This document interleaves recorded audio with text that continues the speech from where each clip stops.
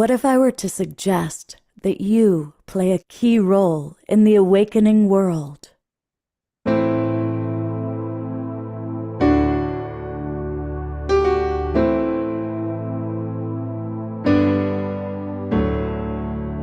that you are watching this because you have heard the call.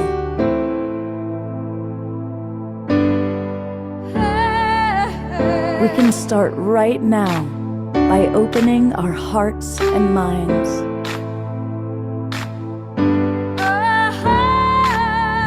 Welcome to the awakening world.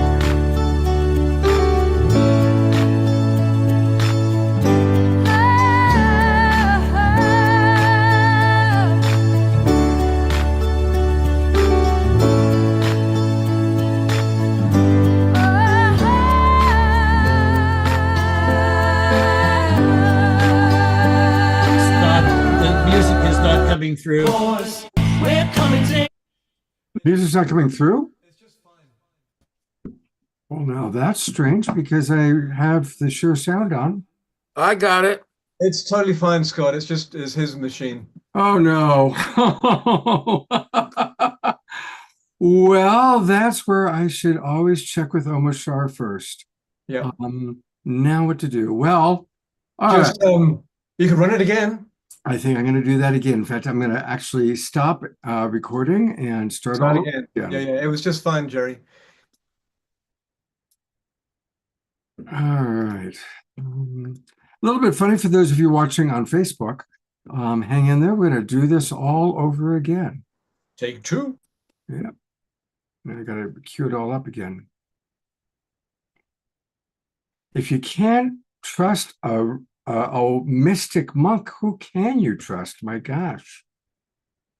All right, let's try this again.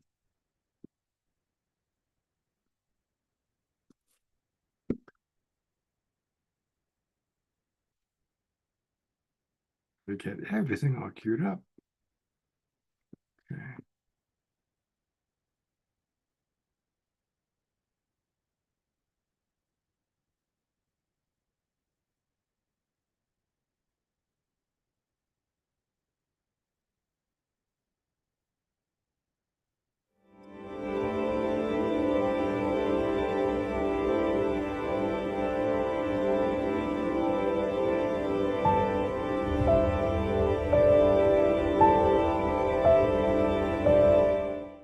What if I were to suggest that you play a key role in the awakening world?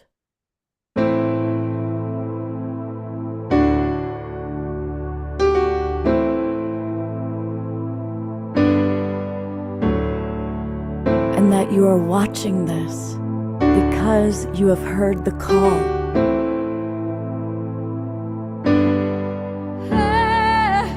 We can start right now by opening our hearts and minds.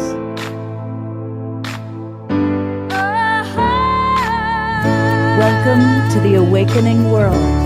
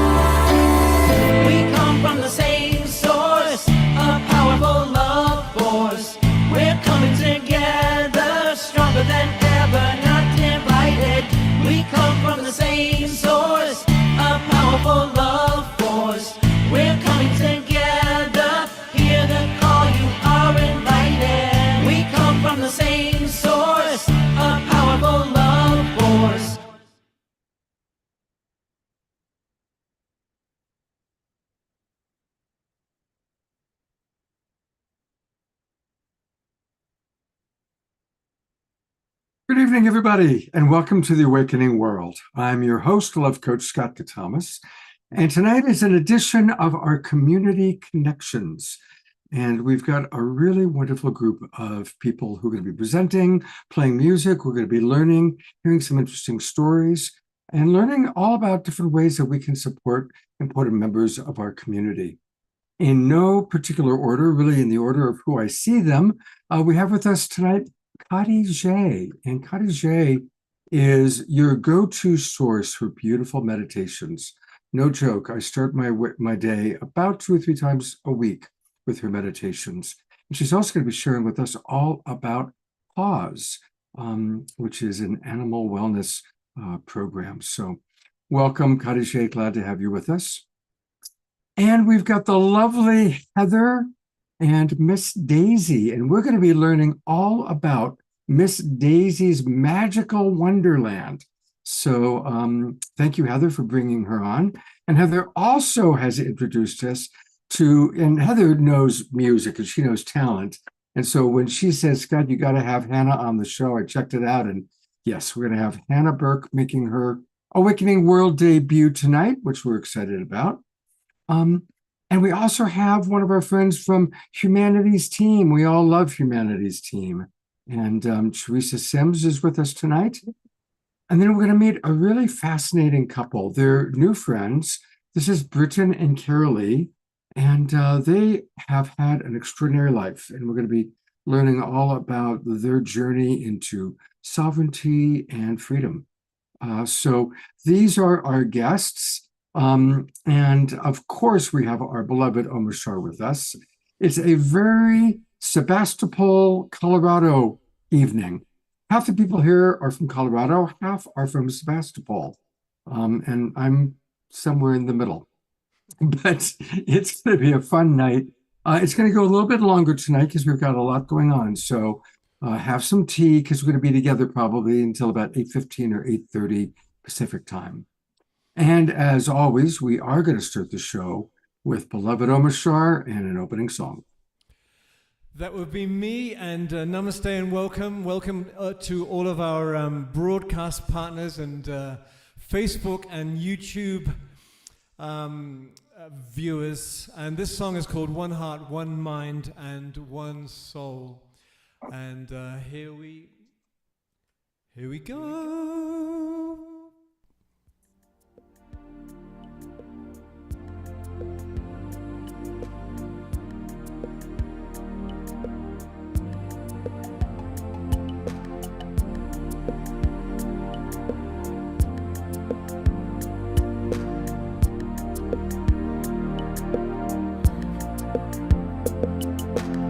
Sometimes it feels so hard to move along, saying goodbye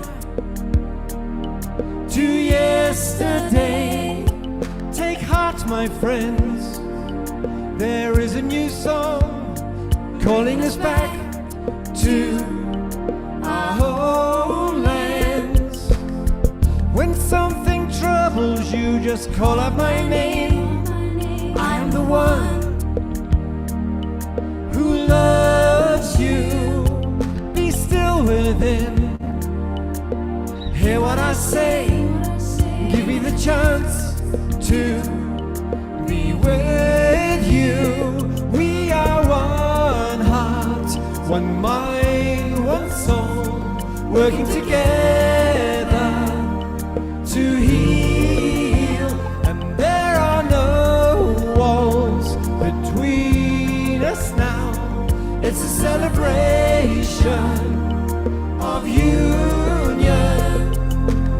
So when you're feeling down and on your own, take a look around.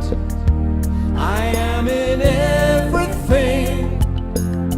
Give me your burden, walk into my arms. I will lift you up, I will hold you.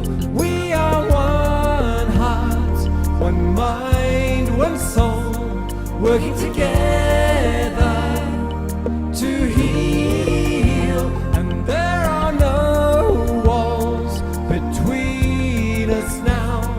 It's a celebration of union.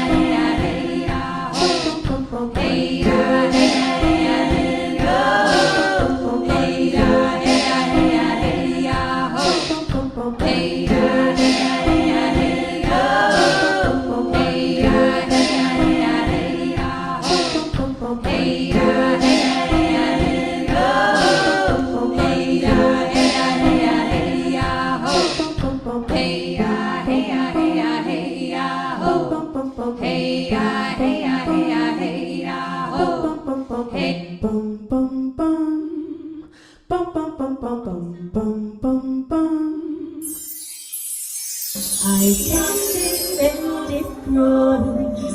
I love it and it grows. I trust it and it grows. A new reality. I play in the garden. I play in the garden. I play in the garden of prosperity. I dance in the garden. I dance in the garden. I dance in the garden of prosperity.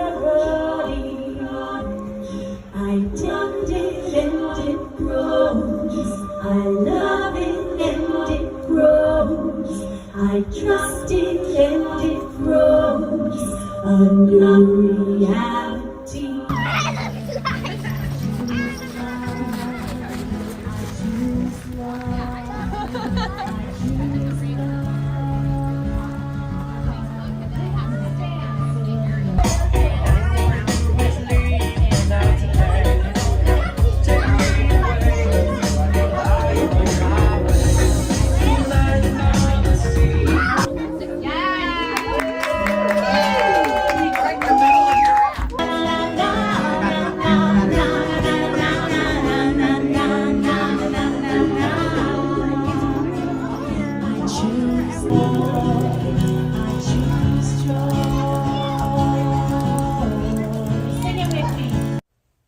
Holy, holy, holy, holy, holy, holy. Seraphim, seraphim, seraphim,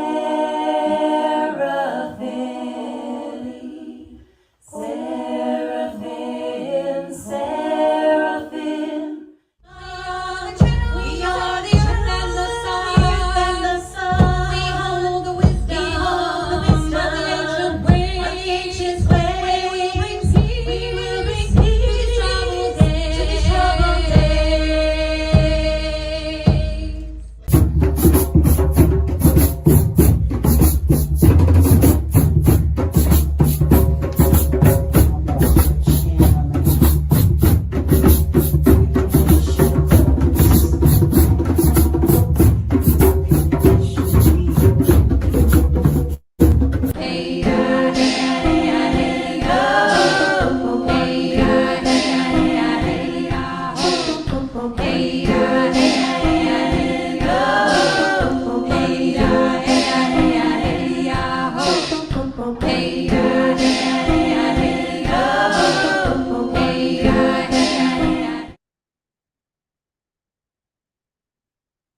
That is so much fun. That is really fun. I'm going to go to gallery view. This is all Twinkle, Miss Daisy, and Heather Starr.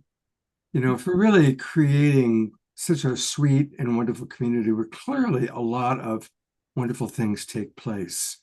So, you know, thank you for that. And, you know, at this time in our history, especially with what's going on in the world, it's all about community. You know, it's funny, I often say that 20 years ago, everybody was looking for their soulmate, and now everybody's looking for their community, right? Yeah.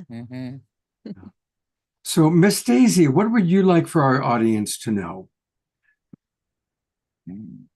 Um, well, first of all, thank you all for agreeing to be on planet Earth and helping, and sharing your light and your gifts.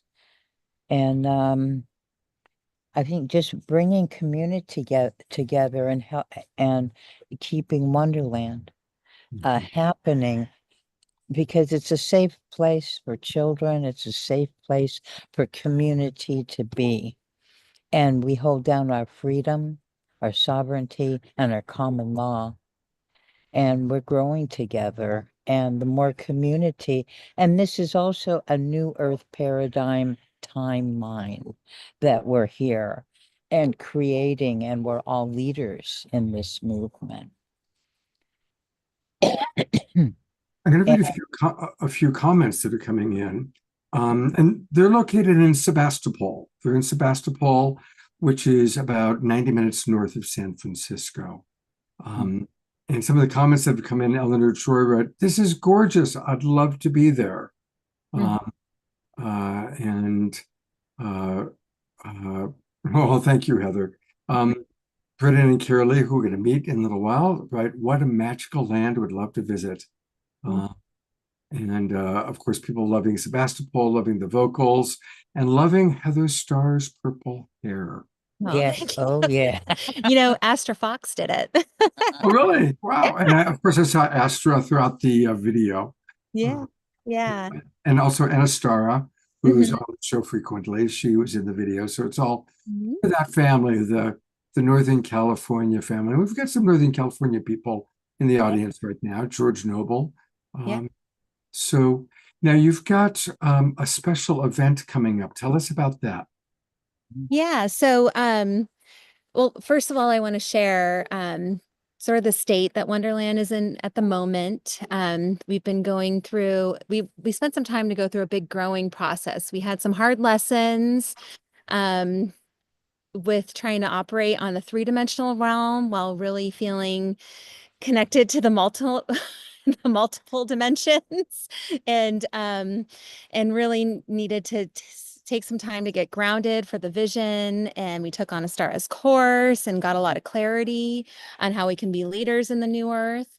And at this point, Wonderland has gotten a reality check, which has been a huge catalyst for us for taking action and getting clarity. And we're getting foreclosure notices here now. And the taxes are just astronomical, property taxes. And Miss Daisy being on a limited income, and then me being somebody who just wants to invite people and have everything be for free. We're really realizing we need to have some reciprocity going so that we can have Wonderland in our community forever, really. That's Daisy's vision, is to keep it in the community forever. And so with the foreclosure notices, Daisy's been a huge inspiration to me because she has been asking for help from the community, and community has been showing up. And we have people who are more familiar with the three-dimensional game of finances who are helping us now. And we have the Spirit Sisters of Sonoma County. Miss Daisy put a post on their Facebook group. There's 1,700 women on that group now. And she put a post asking if anybody knows how to reach out to millionaires who want to invest in a vision. And all of a sudden, these women were like, "Where's Wonderland? I want to go. What is this place?" And they all wanted to be a part of it. They want to be a part of the vision, and they want to support it. And so out of that was birthed the Healing Fair and Egg Hunt that's taking place on April 19th from 12 to 4. And we have it on Facebook there, and we're going to have a cleanup party and after party drum circle afterwards, and keep the party going into the night. And we're having a conscious egg hunt, no sugar, just stickers and tattoos and fun stuff for the kids. And we have all these amazing healers who are going to be here donating their time, and the 100% of the proceeds will go to Wonderland. So they're offering their services on a scale from $20 to $60. And so you can come here and get some amazing healing. And we're also have amazing performers. They're going to be here sharing their healing sound frequencies, drumming, light language. Bring your drum. So bring your drum. Yeah. So I'm going to be singing a few songs too. Since I started putting on events at Wonderland, the first event I put on, I cooked quesadillas the entire time. And I was a country singer who didn't resonate with the music anymore. So it was through Wonderland, all the people that I've met here, that I was able to connect with the resources that helped me find my sacred voice. And now I channel songs. And so I'll be sharing some of my songs as well. And so, yeah, just stepping out of the dental field into Wonderland made me a sacred songstress, a cosmic co-creatress for spiritual entrepreneurs. I also deeply connected with Deborah Juicy, who came to our events and became a princess in her queendom. And we have the Sovereign Super Sisters production company together. And so Wonderland to me has been just the most amazing teacher, working the land, getting creative with it, being able to express authentically, and then putting these events together and co-creating them has been just so powerful in the connections that have been made. And it's like I never went to college. This is my college. This is my New Earth school. So When you say heart authentically, that sounds like a Michaela-ism. I'm guessing that may have come from Michaela. yes, she's in my wheelhouse too. Yeah. So again, a reminder, so the in-person event that for any of you who can make it, it's Saturday, April 19th from 12 noon till 4 p.m. That's perfect. That gives you time to get back in time to watch The Awakening World 2 hours later. And that's happening in Sebastopol at the Wonderland. Actually go there, experience it. So I'm strongly encouraging that. Yeah. Now, I know many of you live a little too far away for Wonderland, but you can still support Wonderland. And there's a GoFundMe that they've just started. I'm going to donate in a moment and really want to encourage all of you to donate to save Miss Daisy's Wonderland from foreclosure. You know, it's so important for us to have community places like this. It's so magical. And I really appreciate kind of your honesty and vulnerability that, you know, learning how to handle the 3D world has not been Miss Daisy's strength. And so it's important for us to support her. And so I'm going to put it into the chat box again where people can donate. Please, everybody, let's be generous. While Hannah is playing music, I'm going to actually donate. Miss Daisy, is there anything you would like to add or share right now? Well, you know, Wonderland has always been a very safe place to be, that even although there were lockdowns, we came here and still celebrated, and we hugged and we loved each other up and validated each other.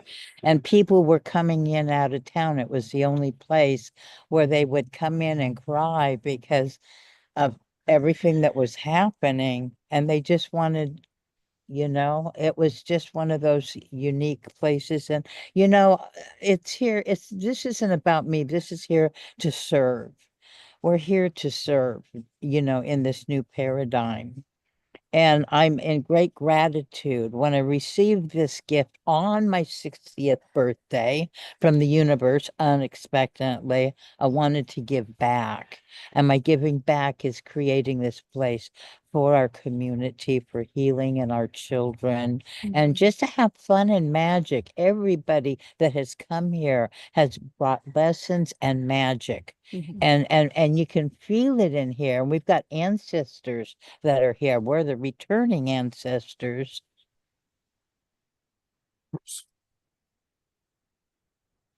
And so we are the returning ancestors, and we do have ancestors that do hang out here, and they like to party too. Anyway, thank you. Yeah, we've had many shamans and healers that come here, and they confirm that it is a healing vortex, and you can feel it when you come. we've had just amazing gatherings of teens. We've had teen groups come here who just love it. Daisy's so good with the kids. She really makes them feel right at home. And the teens love her. The kids love her. She teaches piano lessons. And we've had nature enrichment programs here for kids. And it's all been of service. Daisy just really wants the space to be available to the community. And to be of service. And to be of Yeah. service. Yeah. So we're really exploring ways of how we can really have it be of service and be available, you know, with whether it be angel investors. There's even an opportunity to possibly buy Daisy out of the mortgage, but help hold the vision with her and allow her to steward the land. Like we're really in the wonder of Wonderland and what's to come next. Because this And place trusting. has really lived on a miracle. It's Mhm. it's been incredible how things have been like, you know, on the three-dimensional level, like they're hanging on by a thread, but like things always show up when you need it. And it's been like, I feel like I've been saving Wonderland the whole time, but it's been saving me. Sure, that's how it It's been goes. possible. I Yeah. want to read a couple comments and point out a couple things for people. Mhm. Susan writes, Miss Daisy, thank you for providing a place for people to find a new way of living. Love the wholesome feeling of the place. And George Noble says, Wonderland is a 15-minute drive from me here in Santa Rosa. I've been many times there drumming and attending various events. So George has been actually there. There's another way that people can contribute. And again, this is in the chat box for our Zoom roomers. But for those of you watching on Facebook, as they're putting together this big event, they are looking for healing practitioners, volunteers for setup, cleanup, and facilitation, silent auction donations. So if you've got things to donate, that would be wonderful. That's another way you can support. If you are watching on Facebook or YouTube and you can't go into our Zoom room, feel free to private message me. I'm the only Scott Katamas on the planet. You can use Facebook Messenger to reach me. And I'll get you more details, but let's definitely support them. Also, I want to just remind people, when you're donating on GoFundMe, there's an important trick for people to know. You do not have to give a tip to GoFundMe. So when you put in the amount that you're going to donate, so for example, I'm going to donate $44. Just below it is the tip jar. Now, if you don't touch it, they'll automatically hit you up for 17%. But you can take this little toolbar and slide it all the way to the left. And that way, all the money, if you wish, goes to Miss Daisy's magical Wonderland. So I will complete that during Hannah's song. So some tips. While Hannah plays, let's enjoy Hannah, but let's also all donate. Let's go in there, go into the GoFundMe, let's donate. And also for those of you who can provide some of the services they're looking for, please do so. And I will read the names of the people who've donated tonight. So definitely please donate. If you don't want your name read, just click anonymous. And Heather, please tell us about this wonderful new musical artist for the Awakening World, Hannah. Yes. Well, I first saw her and was totally enchanted when I walked into Soft Medicine for the Yaima concert over a year ago. And I was just taken back by her beauty, of her music, and her true essence just was shining so vulnerably in how she was sharing her songs. And I was truly inspired. And then it was this last New Year's Eve at my friend Don Light's 50th birthday party. She was playing there. And I was like, wow, she's a starseed, multi-dimensional being of light. And I heard these tones in her voice that I'd never heard before. It was like from another world, another planet. And we connected deeply that night and became friends. And I learned that she's also a clairvoyant psychic and a healer, a multidimensional energetic healer, and a Reiki master. And so when I asked her if she would share her medicine songs with us at the healing fair, she was on board 100%. And yeah, I'm really excited for her to be a part of it and really anchor her prayers on this beautiful land with our community. Great. Well, welcome, Hannah. And tell us a little bit about yourself. What else would you like for our audience to know about you? Hello, everyone. What an honor to be here with you tonight. Thank you so much, Heather, for that just very familiar and loving introduction. I'm truly excited to support anchoring this new earth paradigm with you and all of us and support Miss Daisy and Wonderland.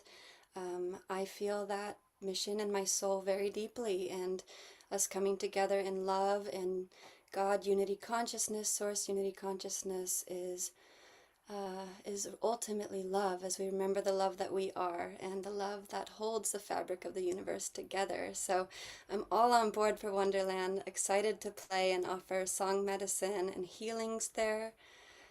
I work as an intuitive and a Reiki healer and a multidimensional healer as well. I've been playing guitar since I was 16. I'm 34 now. But around 2020, healing songs started to pour forth through me. And I started to sing in devotion to the Divine Mother, Holy Sophia, and to Gaia, and to all of life. And these songs healed me first.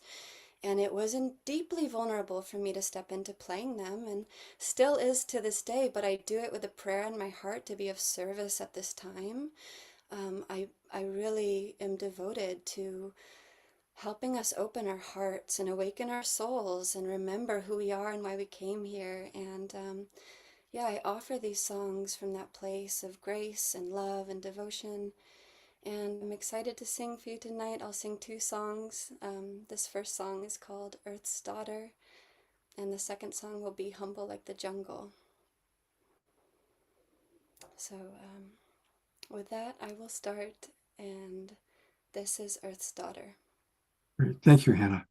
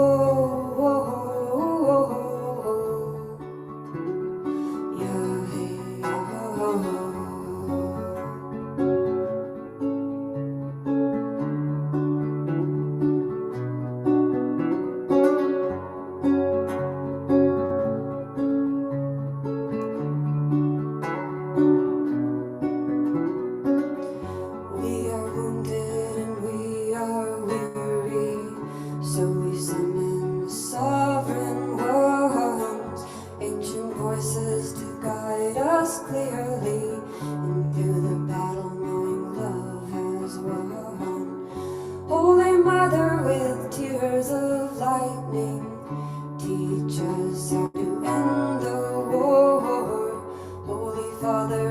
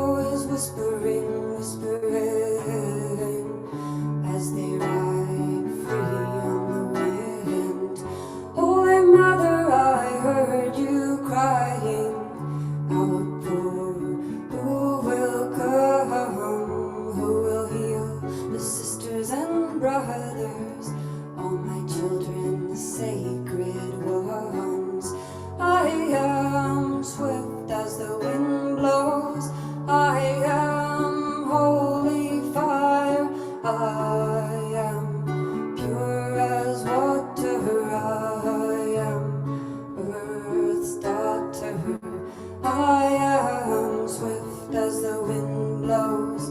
I am holy fire, I am pure as water, I am earth's daughter. Whoa, whoa, whoa, whoa, whoa, whoa.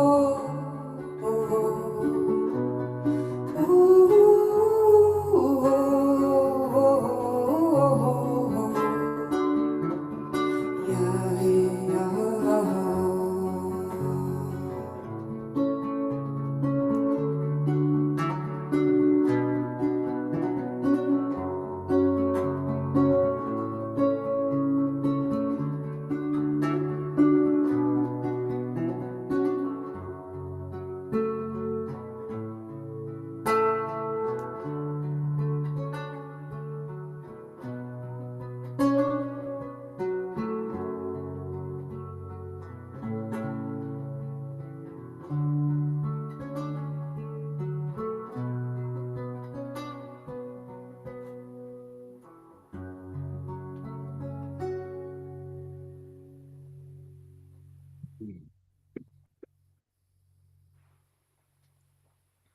The gallery view. What a beautiful, beautiful song. Wow. Thank you. Anna, you're wonderful. Shoshana writes, your voice is so gorgeous, like the winds of the Divine Mother that whispers through the soul. Amushar, who's got good taste, writes, wonderfully potent tones, Hannah. Beautiful song, Earth's Daughter indeed. And let's all give her a Global Peace Tribe twinkle and appreciation. Thank you, everybody who do have your cameras on. We sure appreciate that. And as we continue to get to know Hannah a little bit, there's a couple of things I want to let people know. She's got, her website is her name, hannahbourke.com, BOURKE.com, HANNAH, Hannah Bourke, BOURKE.com. And I can see here that you do a lot, Reiki training, divine feminine healing and empowerment ceremonies, psychic and healing services. What would you like for our audience to know about? What do you most enjoy doing that could be of service to our Global Peace Tribe? So I do a very specific style of intuitive psychic reading and healing. I am an ascension guide. That was a name given to me by God during a Kundalini awakening last year. And I help people very gently unwind trauma patterns, limiting beliefs, and begin to anchor more of the light of their higher self into their body, mind, and spirit, into their light bodies, into their cellular bodies very deeply. And it's a very gentle but very powerful style of intuitive energy reading and healing, and it's a co-creative process. And I also offer trainings so you can deepen in healing yourself as well, both one-on-one psychic development training so you can deepen in your ability to heal yourself and anchor your higher self in your body, mind, spirit, and Reiki classes. And that's a really beautiful initiation. If you've ever experienced Reiki, it is so gentle and so potent. And Reiki level 1, you begin to learn how to heal yourself and begin to support the healing of others. And then my ceremony that I offer is a psychic healing ceremony called the Divine Feminine Healing and Empowerment Ceremony. And I believe the Divine Feminine, I know it to be an energetic principle that exists within all of us, male, female, and non-binary, and it is connected to our intuition, to God's source, and it is how we can heal ourselves and really awaken in balance and in harmony. So I guide ceremonial healing spaces for us to deepen in our ability to heal ourselves with our own intuitive multidimensional awareness. And it's open. I have one ceremony that's for women, and I have one ceremony that's open to everyone. And if you're interested in that, you can reach out to me directly. I'd be happy to connect with you. Beautiful. Well, you are a perfect Global Peace Triber. And one more thing, she's going to do another song for us later on in the show, but she also has a GoFundMe. The song we just heard, she would like to turn into a music video, which I think is a very good idea. Once again, I'm going to donate, and I want to encourage people to also donate. So I'm going to put that link into the chat box one more time. But for those of you watching on Facebook, if you go into GoFundMe and you put in Earth's Daughter Music Video Project or something like that, it'll show up for you. And let's get the video done. And then once we get the video done, Hannah, I'd love for you to come back on the show and we'll play the video for everybody. How's that sound? Would love that. Beautiful. As I said, she's going to be back in a little while. And so we're really looking forward to hearing more from you. And thank you for blessing us with your presence and with your song. Thank you. All right. You turned your mic off. There we go. I was trying to remove the spotlight and I hit the wrong button. All right, take a breath, Scott. It's a really beautiful show tonight. I want to introduce Khadijah. She's our next presenter. And I have access to a lot of people who do meditation. And many of them have been on the show. I sometimes listen to Eden Amador's meditations, sometimes listen to Prema Gaya's meditations, sometimes listen to Vivienne Chavez. Those are women whose people whose meditations I really enjoy. And I start every morning with somebody, one of those meditations. The Twin Ray, of course. I was actually on the phone with Shakina Ma today. But I've recently discovered Khadijah, and her meditations are so beautiful. Her voice is exquisite. And she's clearly tapped in. She was on the show maybe about a year ago. And then I got reacquainted with her when I joined the Connection Field, because she's very involved with Shirley Kroll and Teresa Collins and the Connection Field family. And so I've started playing her meditations. And I literally was thinking to myself, I want to find a way to support her. And it was in my consciousness. The next day, boom, I got an email from her letting the world know about something that she's involved in that I want all of us to help support. So that's how quickly we can manifest. It really was a big Khadijah. And I think I happened to have just opened my email, and I sometimes miss emails because I only get to email once every day or two. And I'd literally just opened my email and you had just sent yours. And so it was right there at the top. So it was meant to be. Mm. Welcome back to the Awakening World. Mm. And before we go into your meditation part of your life, please tell us all about Pause. Yeah, thank you, Scott. And thank you, everyone, Hannah and Heather Starr and Miss Daisy. This has been such a special evening, and everyone who's still yet to speak after. It's really lovely to always to be part of these spaces and these circles. So the way I always offer any sort of guidance or, information or present, I always just attune and listen to what I'm supposed to share.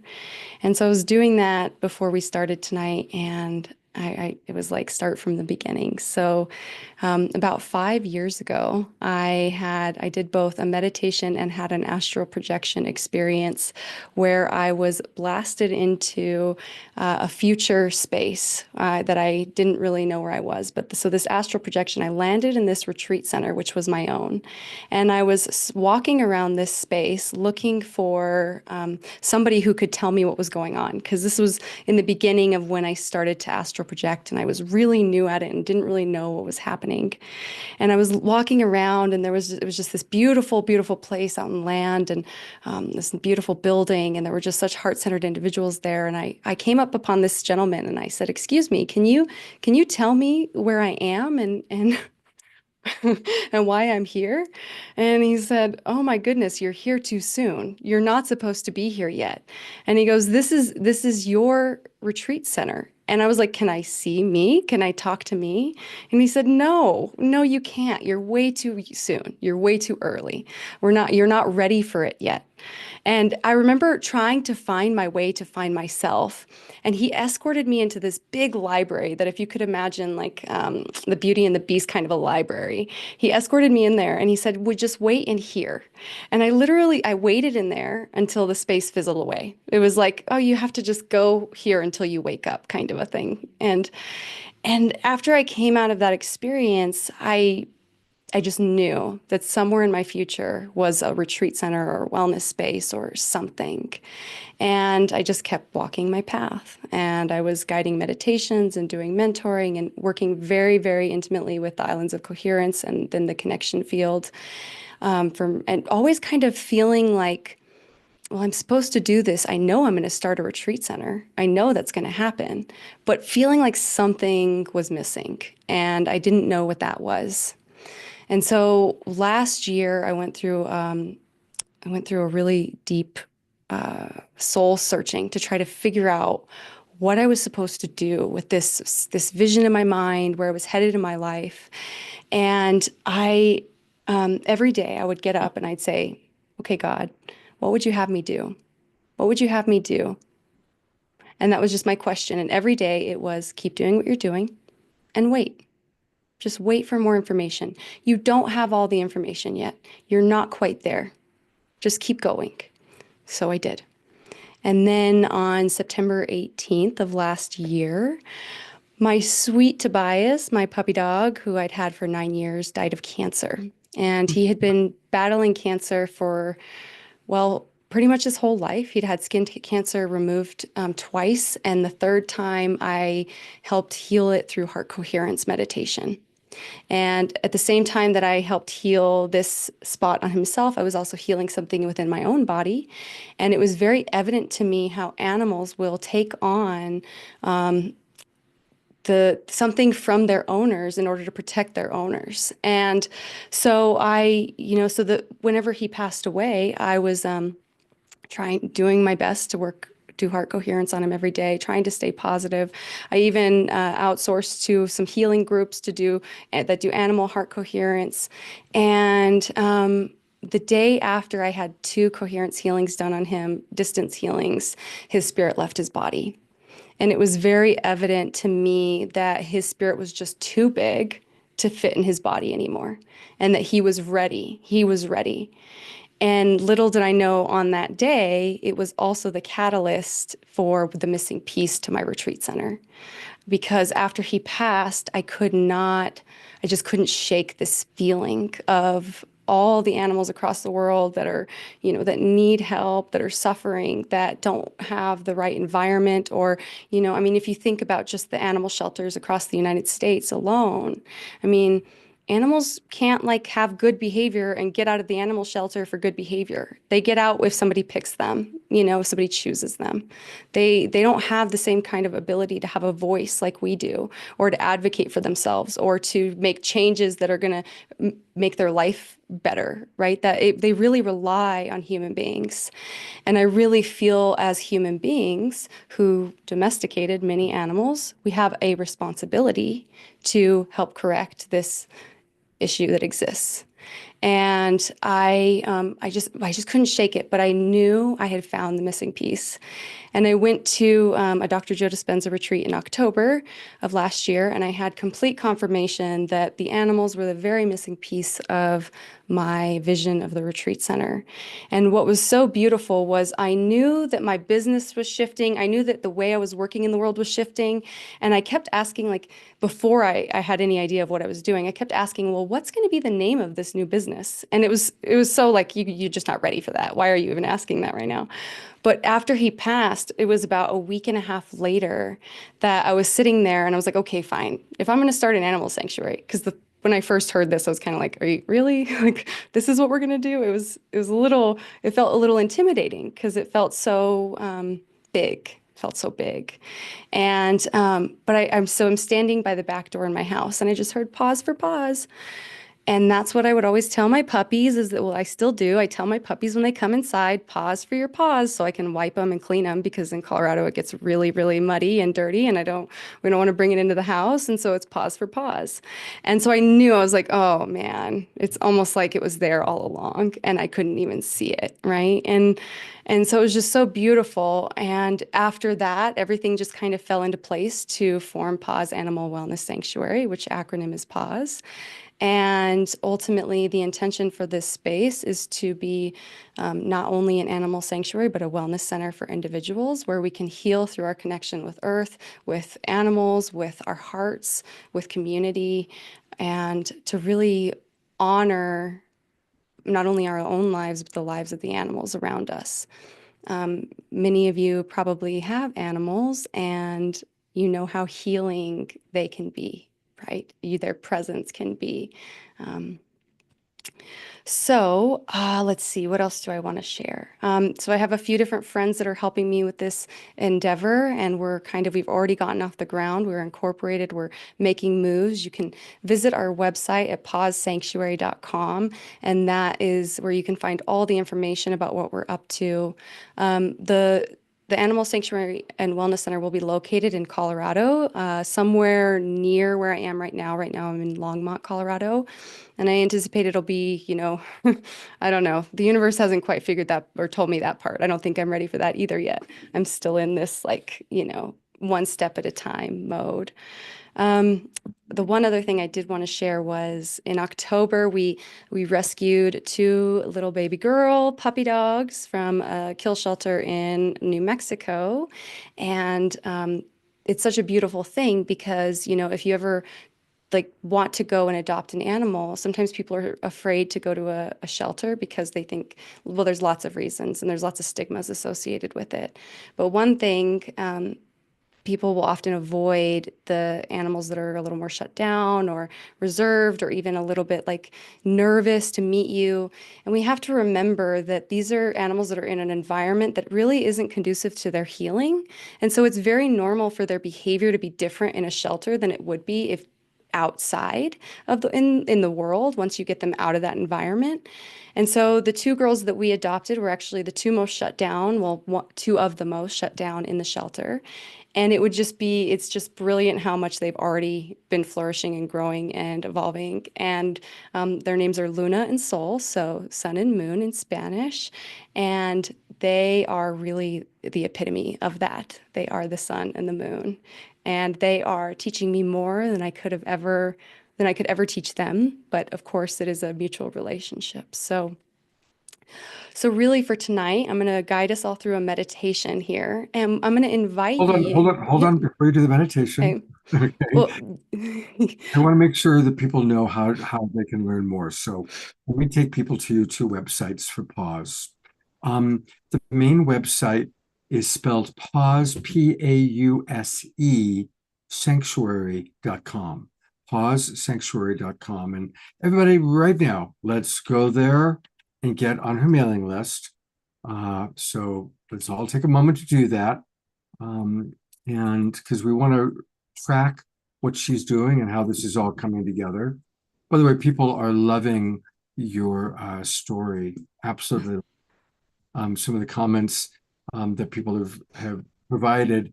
Diara is getting chills and tears. Susan writes, I absolutely agree with your discussion. The free animals are not doing so well either.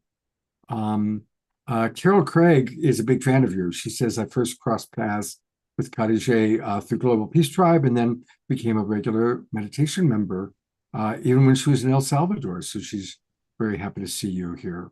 And there's actually a question for you. Susan's asking if you work with Leah Arnston. Is that a familiar name for you? No, I'm not sure who that is. No. Okay. And then also there's a Facebook page.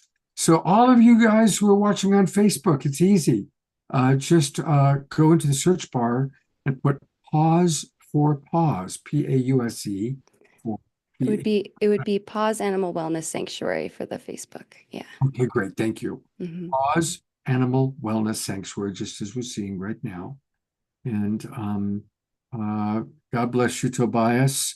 I'm sure that big spirited Tobias will be right by your side, Khadijah, as you do these wonderful things. And your story is so beautiful, and how amazing to have that kind of an astral projection experience.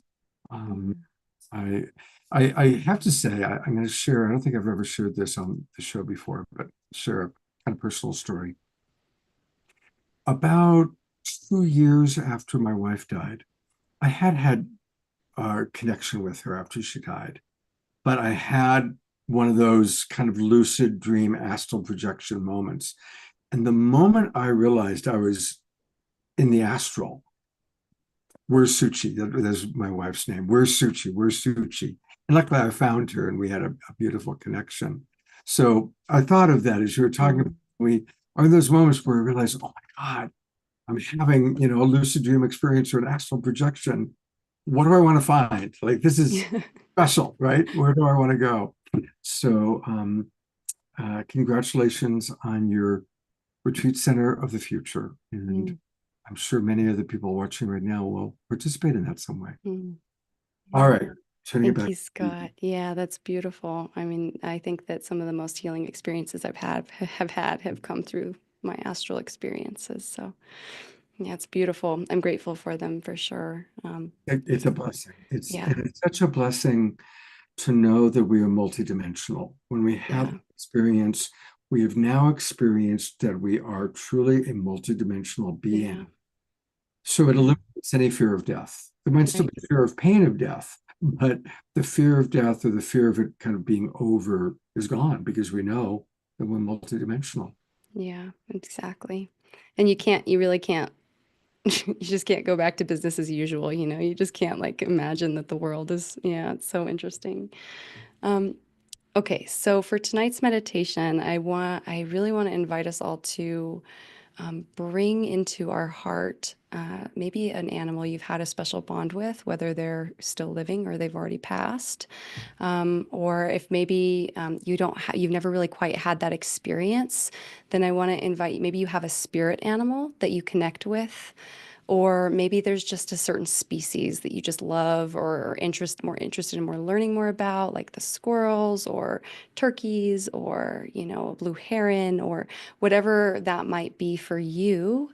And we're just we're gonna center into our hearts. This is a heart coherence practice. All of my meditations are heart coherence practices. And we're gonna really start there. And then after a little bit of time, we're going to send that animal or that species of animal, just all that good love that we've generated within our hearts because they need it. We often pulse the field out to the world and the humans, and of course the animals benefit, but we're going to just dedicate this to the animals in our lives and the animals in the world. So if you just give me one moment to set up my screen and my sound, we will get started. I also want to invite you that if you, where is everybody? That if you, just want to make sure you can see my screen before I say anything else. It's good. Okay, good deal. Okay, if you or don't have your feet planted on the earth, go ahead and put your feet on the earth so that you can be in contact with the earth below you. And we're going to go ahead and get going.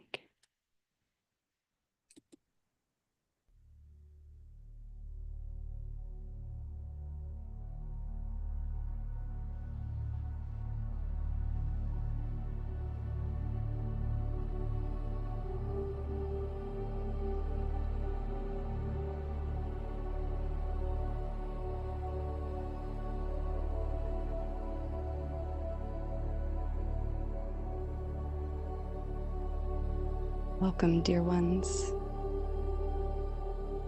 to this guided meditation,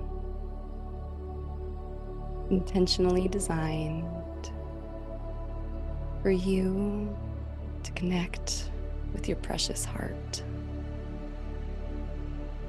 to feel into the vibration of love, and to send that love back out to the animals on this beautiful earth.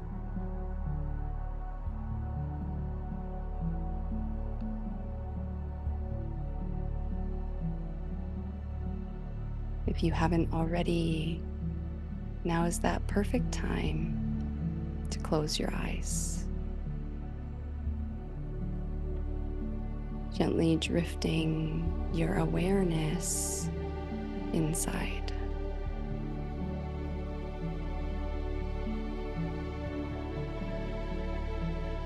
And taking a moment to simply notice how you feel.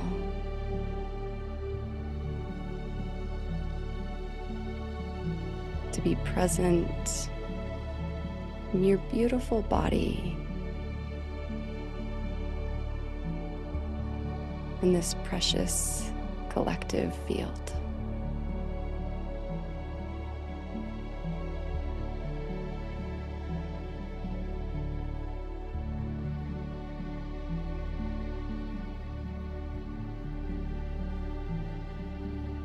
Beginning to deepen and slow your breath.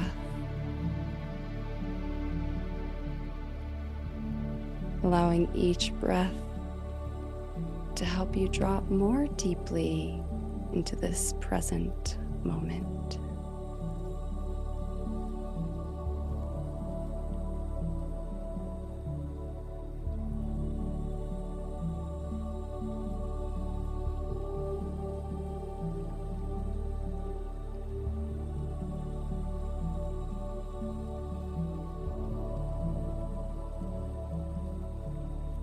With the next breath,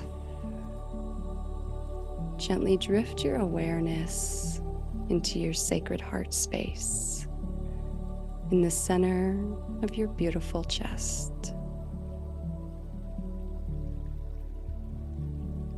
Breathing deeply and slowly into your heart.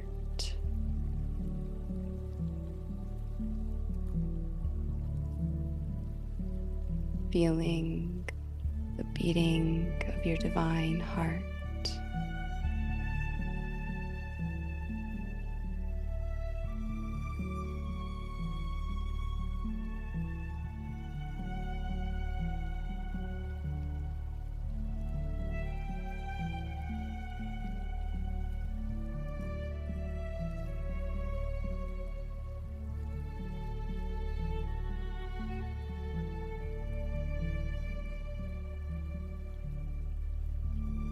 As you breathe into this sacred place, allow yourself to call up the feeling of love.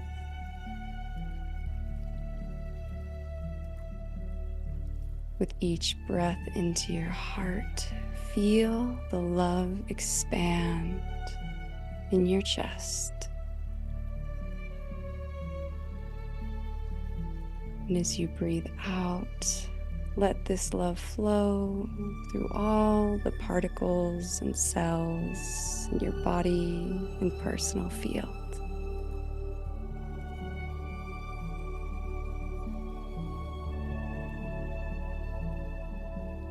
Raising your own vibration with the power of love.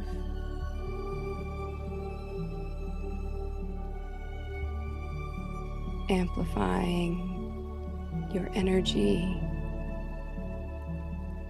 with the power of divine love.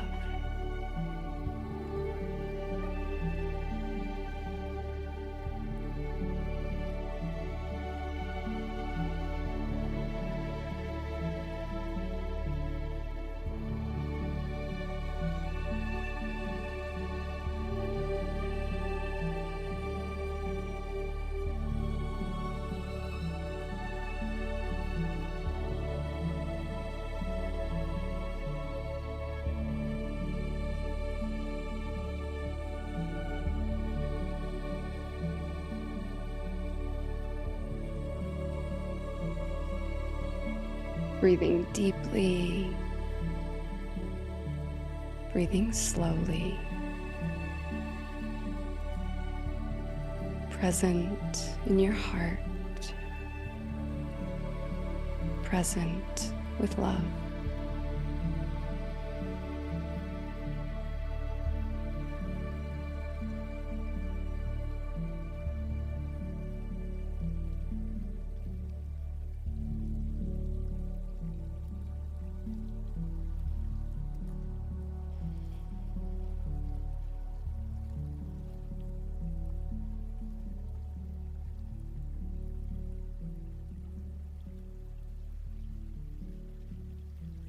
And with the next breath into your heart, bring into this precious space an animal or species of animals that you love dearly and wish to help with your own love.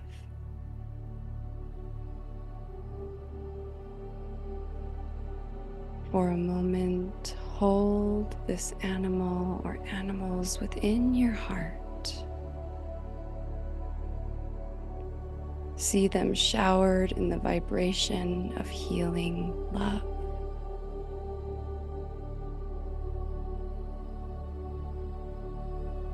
Feel as they are uplifted by the vibration of love.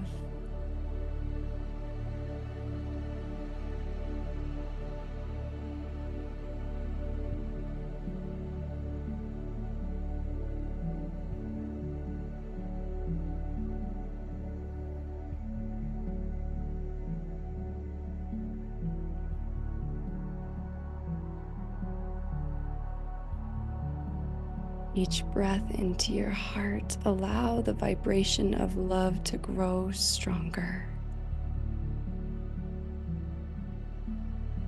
And as you breathe out, infuse these animals with this high vibration and power of love.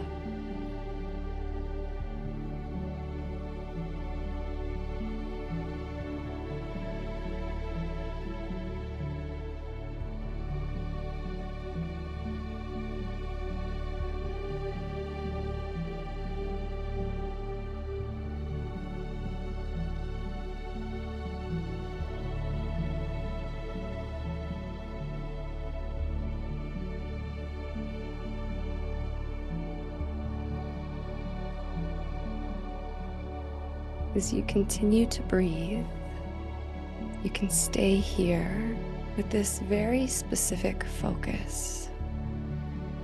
Or if you feel called, you can begin pulsing this vibration of love out into the earth, sending it out as far as the mind can comprehend. Allowing this love to touch the hearts of all the animals across the world. All those precious hearts who need this love now.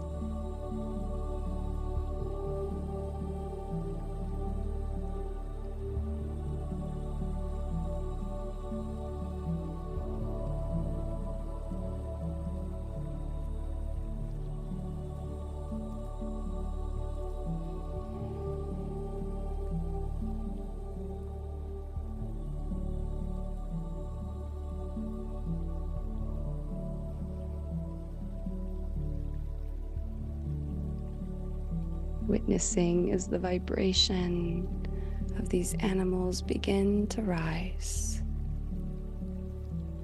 Witnessing how they can be healed with your love.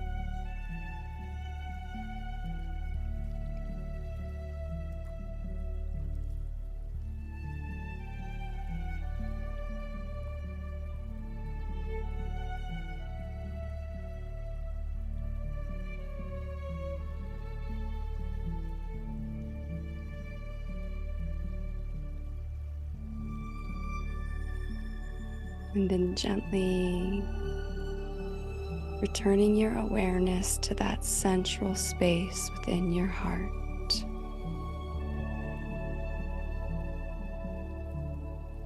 Taking 3 more deep breaths, feeling into this love once more.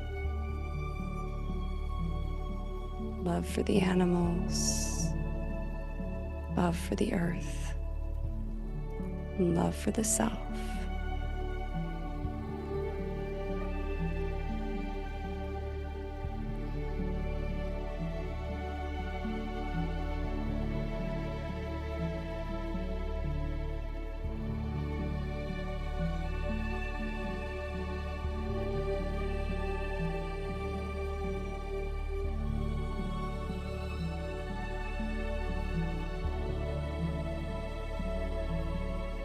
And then gently begin bringing your awareness back to the room or physical space that holds you.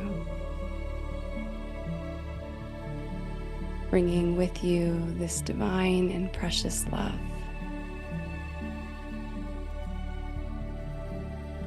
Maybe even wiggling your fingers and toes, and letting your body move in whatever way it's called to move.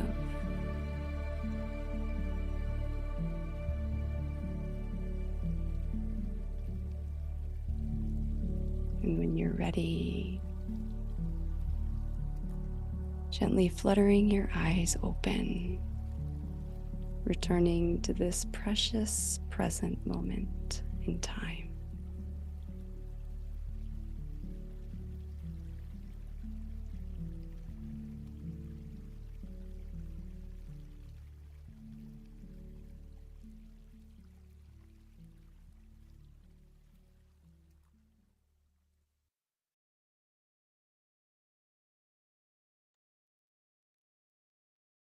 That was so delicious. And little Jasmine Bear here especially appreciated it, representing the animal kingdom. Yeah. So thank you so much for the chance for us to really connect in with our beloved animals, both the ones that we get to have as our fur family and those around the world. I'm going to go to Gallery View, everybody. Let's give her just some beautiful twinkles. That was absolutely... See what I mean about her voice? It's such a wonderful way to start the day. Start the day with Cottage. Thank you, Scott. I'm totally carrying that one with me. It's so good. Works. It really works, right? Thank you. And she has a website, which I really want to encourage everybody to go to. It's journeyintothesoul.com. And that's where you can learn how to meditate with her. And she's got her different heart-centered missions there. And of course, again, that's where you'll also find about Paws Animal Wellness Sanctuary. So Cottage is a blessing in our Global Peace Tribe. And I hope you'll come back again sooner than later, because it's really special. And we want to track and follow as your beautiful sacred mission evolves. Thank you, Scott. Thank you so much. Absolutely. Thank you. All right. Well, it's Colorado and Sebastopol night, and we're going from one Colorado soul to another Colorado soul, and that's Charissa Sims from Humanity's Team is with us. There she is. You saw her dancing and moving and grooving to the music. Hi there. Hi, Scott. Thank you for having me. I actually, Cottage and I were talking in the chat. We recognized each other from church in Colorado. So Which church do you go to? Unity Columbine. Of Unity course. Church. Of course. Yeah. Right. So, but we've never really connected deeply. So it's just wonderful how the universe can push people together that are meant to connect. So Yeah, I mean, it was so funny because there was no reason that I pulled in, but all of a sudden You're from Colorado, Omashar's from Colorado, Khadijah's from Colorado, and the couple that were going to meet at the end of the show or towards the end of the show are also from Colorado. And that was all just kind of like, so it's a Sebastopol and Colorado night. Yes, and I love your sweet dog with the t-shirt. So that was who you meditated with? Yeah, of course, of course. Okay. Sending the love to the dogs that I've had over the years. Oh.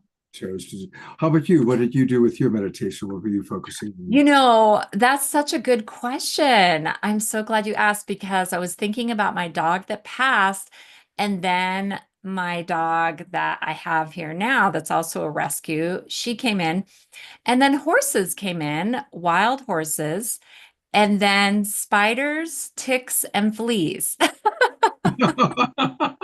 I guess they needed some love. They weren't feeling the love. And I can understand that, you know. We don't when we think of sending love to our animal friends, not that many choose ticks and fleas. So, you know, that's very, very generous of you. It's very Hey, compassionate. I can't help it, you know, it was just channeled. So I'm just being honest, but I thought it was rather silly. So and then you asked me, and I'm like, I have to tell the truth. I see that Khadijah is sending you hearts, so she's like, Okay, thank you. All right, now let's talk about Humanities Team because we love Okay.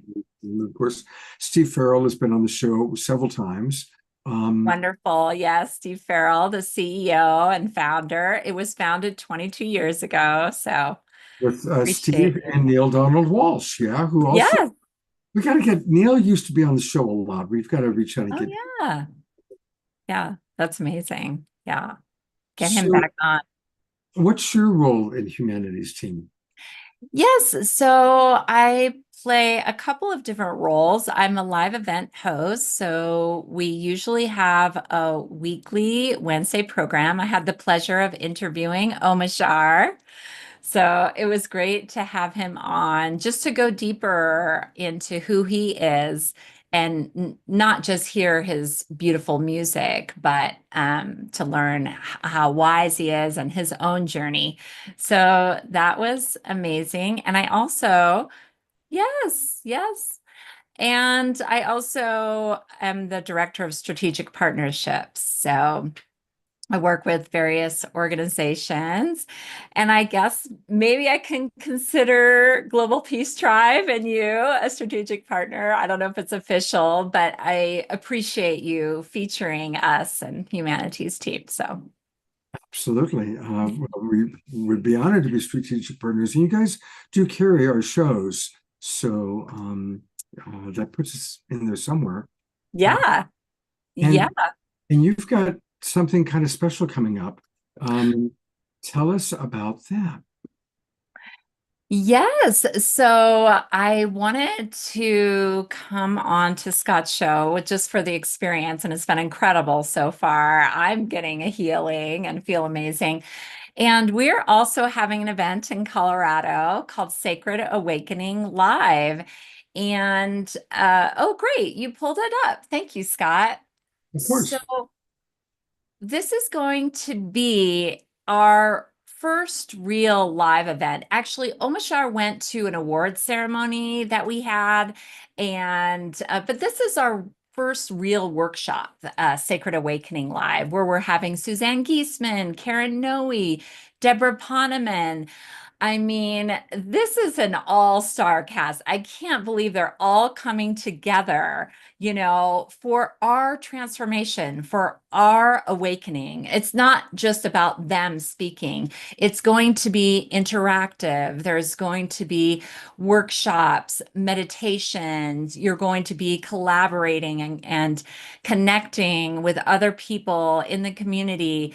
So this is really about you, and you don't have to necessarily live in Colorado. We do have a live stream available as well. So yeah, so some people, I wanted to clarify, in this event, some people are coming in live stream and some are coming in person. So Michael Bernard Beckwith, he's live stream, and Howard Martin of HeartMath, the founder and CEO of HeartMath. So that was kind of like a synchronicity of heart coherence meditation. And then also Neil Donald Walsh, he's coming in live stream. So everyone, and then Greg Braden is also live stream. So I wanted to clarify that that aspect of the event. Omashar will be there in person, so that. Omashar, thank you. Yes, Omashar will be performing, and I'm so excited about that. Do you want to say a few words, Omashar? I'm really, I don't know about excited. I'm trying not to be too excited about stuff, but I'm really buzzed about it because in the last 3 years, I think I've done almost 400 plus online shows and only 9 live performances. And this will be the 10th one. And but to be just driving an hour down the road here to Fort Collins and to be a part of this monumental event with my like-minded brothers and sisters, I'm really looking forward to, absolutely. And I get to play a nice long set of about an hour and 15 minutes. So I'm just polishing my licks for that. So I really appreciate Steve and the team for having invited me. And of course, my many of the people who are presenting there, I've presented with over the years. And one of my buddies from yesteryear is Greg Braden, of course. And so it's going to be wonderful to watch his live stream. Yeah. I remember that you said you used to do music with him. That's incredible. I love your journey and story. So yes, and it's be there in person if you can. I mean, because there's just nothing that beats that heart connection, that eye contact, that resonance of us all being together as a community. So again, just to repeat, everybody, this is going to be May 8th through 10th in Fort Collins, Colorado. Mm-hmm. And for those of you watching on Facebook or YouTube, if you just go to humanitiesteam.org/sacred awareness, Sacred Awakening Live. Yeah. I know that link is a little bit complicated to say, but close enough. Yeah. You just Google a Sacred Awakening Live. Yeah. You'll find it. You'll find it. You'll find it. And I did want to offer something special. I'm sorry to interrupt. So I spoke with the CEO, Steve Farrell, today. He will be there live presenting as well as being the host. And I said, let's do something special. So for those that are here now listening or to the recording, if you put my name, Carissa, into the description, we have a special scholarship price that's $299. So normally the event is $449, which is still pretty reasonable for an in-person event at the Drake Center, which is a gorgeous place in Fort Collins, Colorado.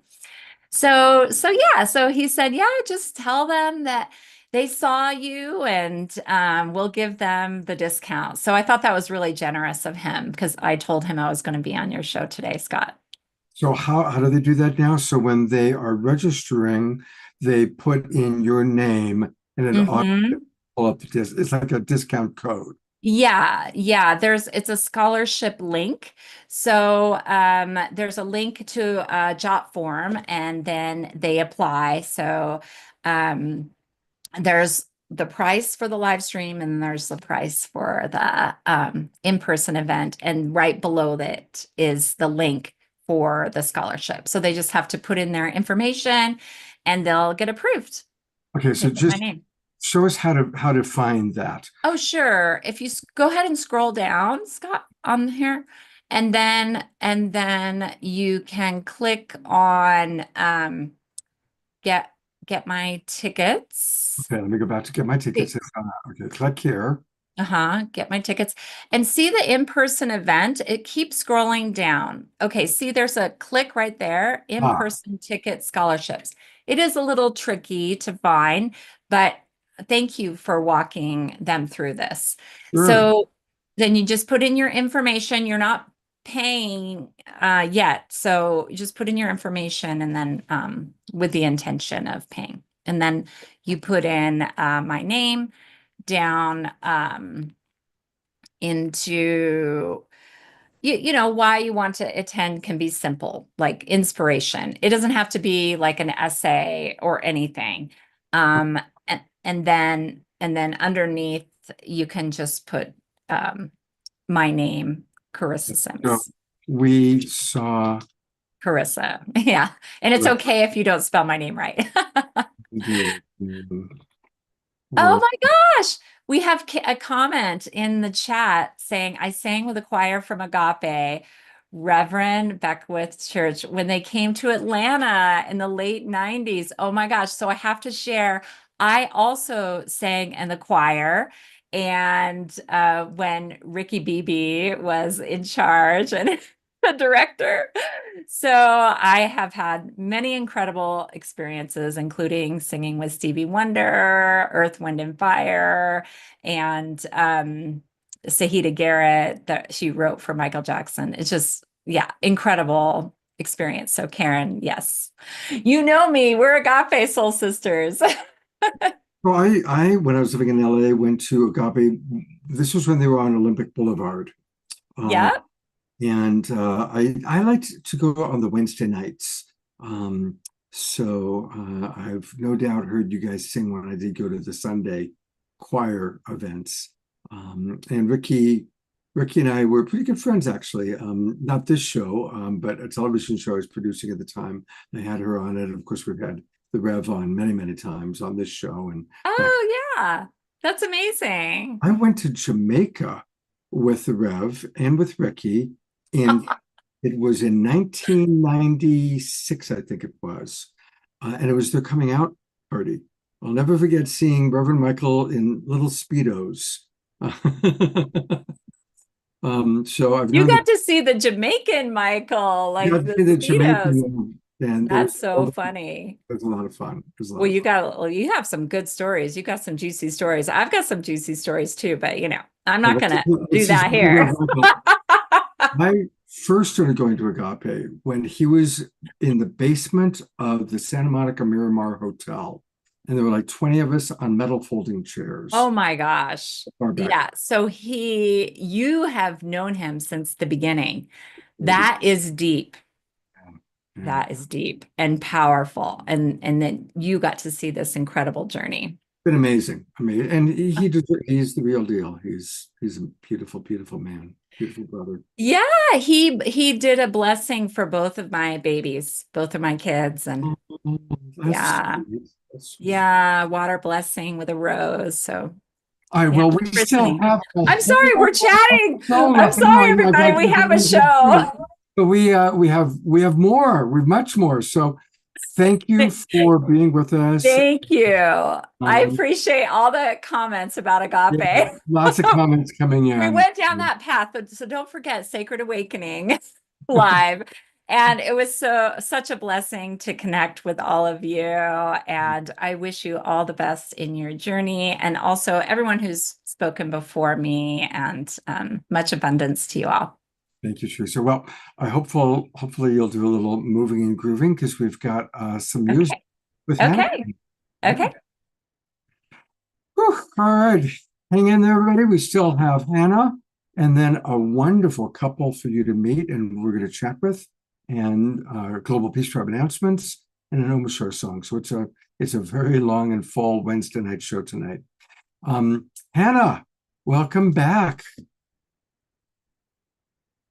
Hello. Hello. I'm so glad you're with us tonight. I'm so glad I'm here. I've been deeply moved by everyone. It's an honor to be here with you. Wonderful. Well, tell us a little bit about what your next song is going to be. So this next song is called Humble Like the Jungle. And I think I'll sing it first and maybe we chat after. But yeah. That sounds good. Yeah. Yeah.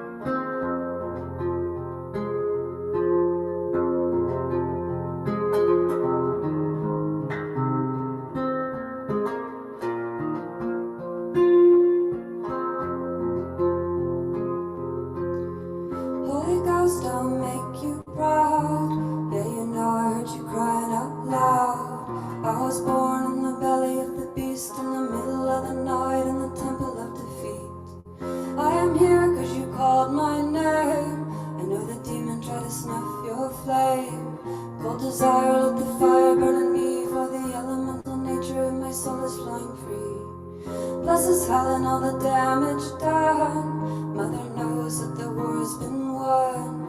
Now's the time for the healers on the run to steady up the beat and the rhythm of the drum. Meditate, let it all arise. Celebrate every tear in your eyes. You're brave for just being alive, with a monumental weight of forgetting you're divine. I am humble like the jungle. I am healing, can you feel me? I am humble like the jungle. I am bleeding, can you feel me?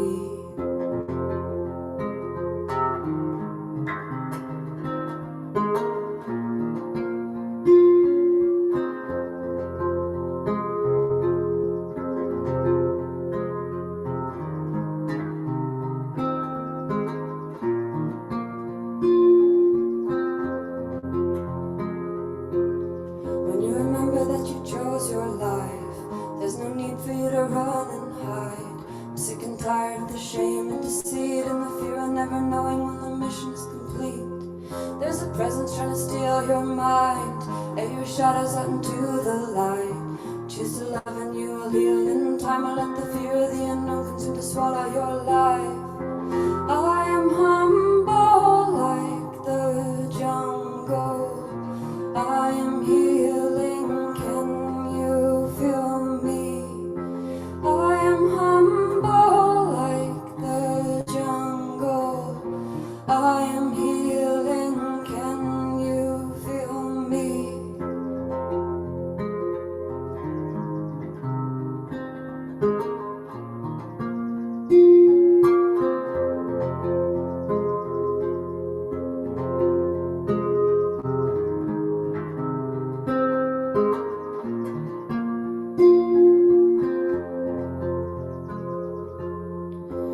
I am a never-ending song of the morning star.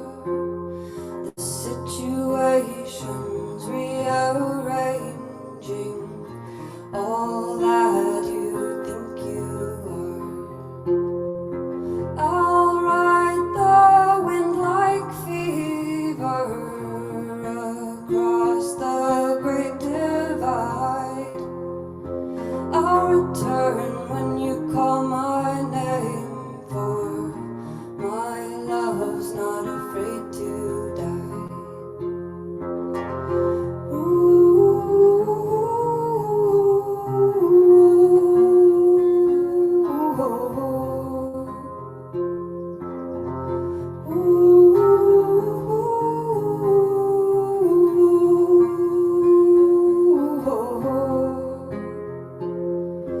I'm humble like the jungle. I am bleeding, can you feel me? I am humble like the jungle. I am healing, can you feel me?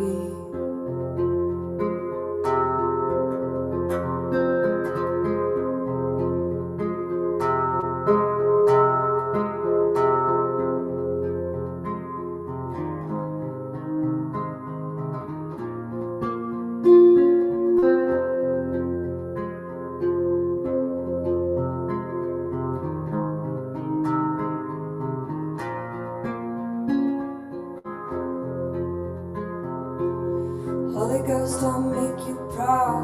Yeah, you know I heard you crying out loud. I was born in the belly of the beast, in the middle of the night, in the temple of defeat. I am here cause you called my name. I know the demon tried to snuff your flame. Cold desire, let the fire burn in me. For the elemental nature of my soul is flying free. Bless is hell and all the damage done. Mother knows that the war's been won. Now's the time for the healers on the run to steady up the beat and the rhythm of the drum. Meditate, let it all arise. Celebrate every tear in your eyes. You're brave for just being alive, with a monumental weight of forgetting you're divine. I am humble like the jungle. I am healing, can you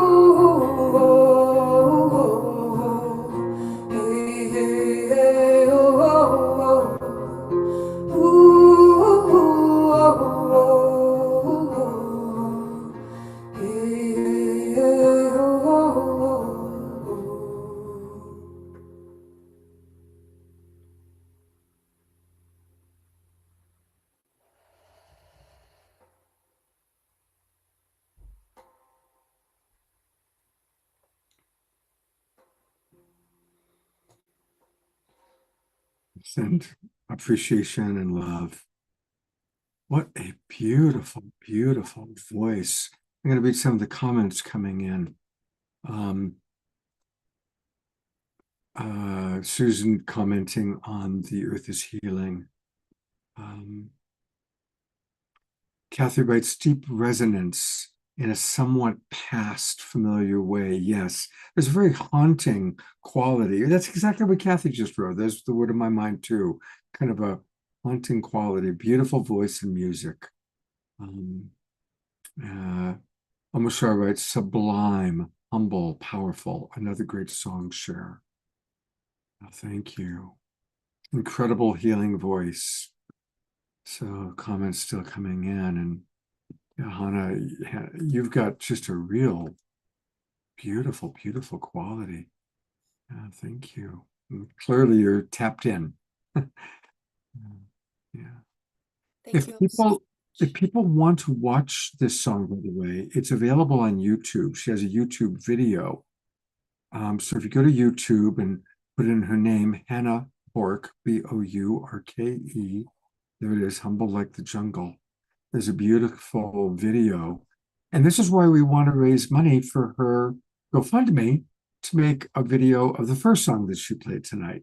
So that's going to be really, really important for us to support her. And I put into the chat box again the ways to do that. Will you be in Sebastopol on April 19th for the event at Miss Daisy's?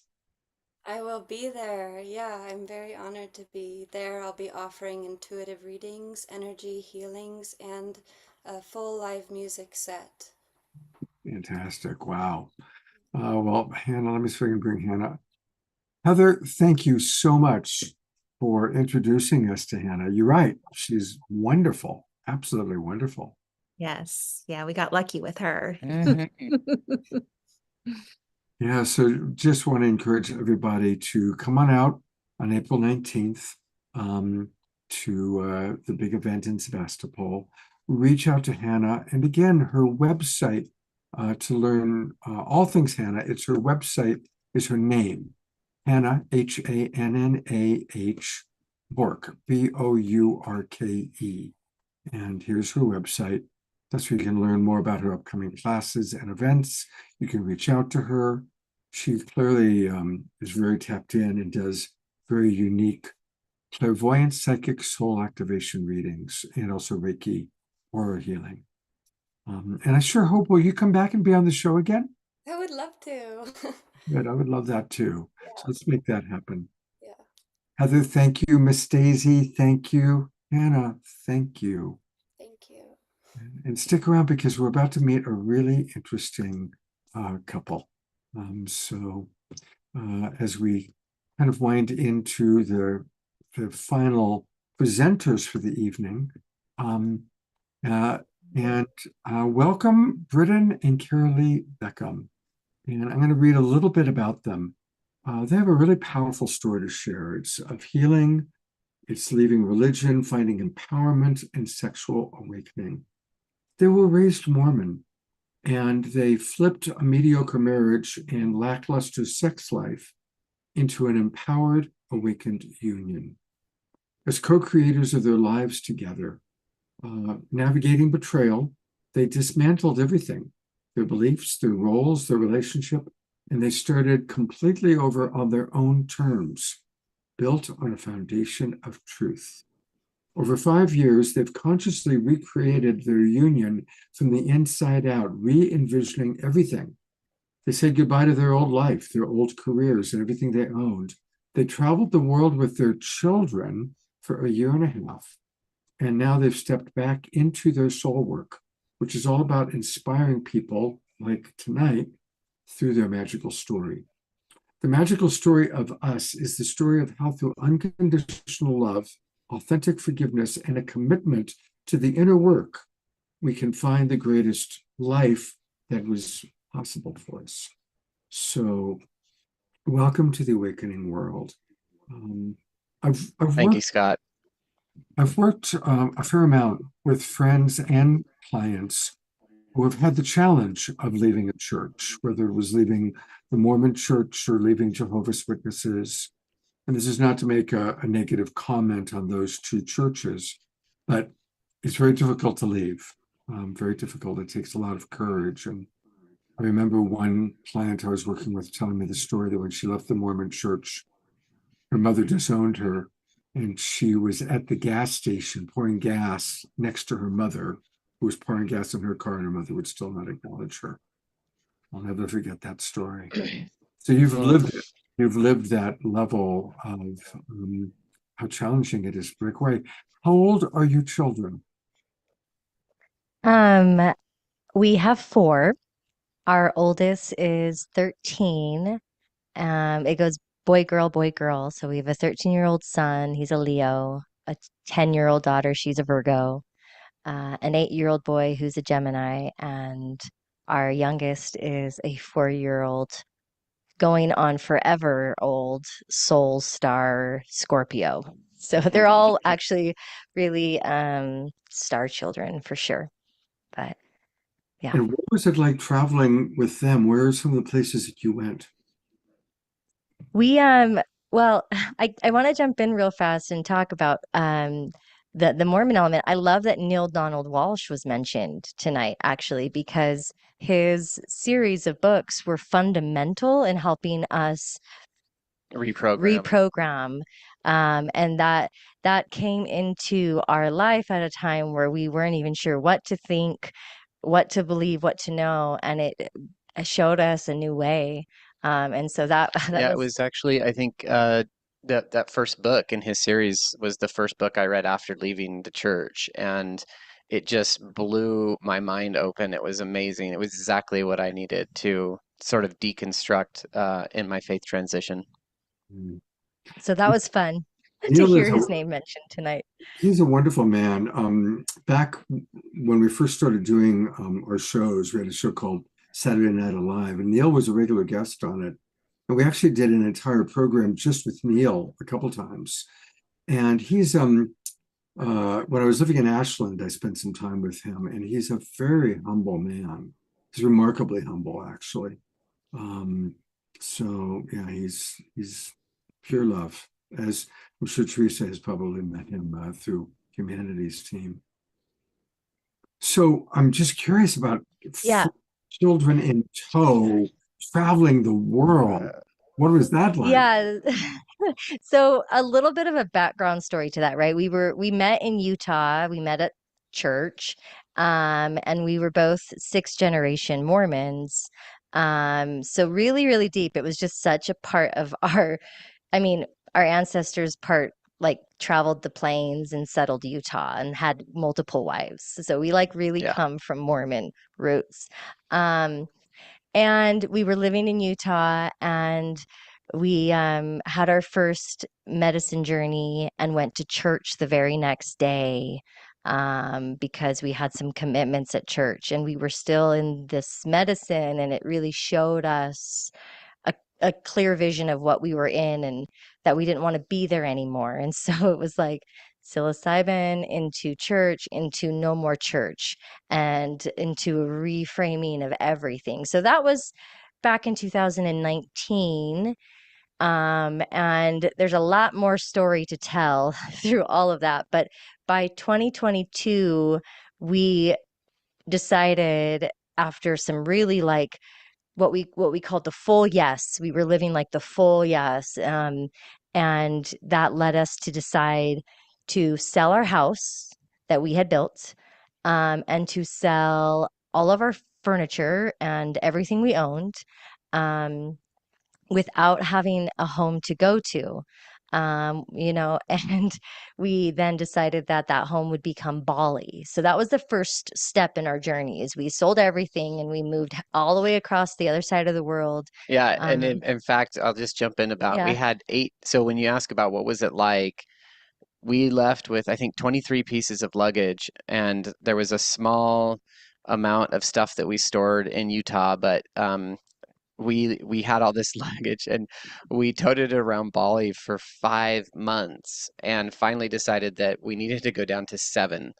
And so that's what we ended up doing. But yeah, it was such a journey in consolidating and deciding what was important to us. That whole selling off everything was just like it's just an opportunity to start over completely.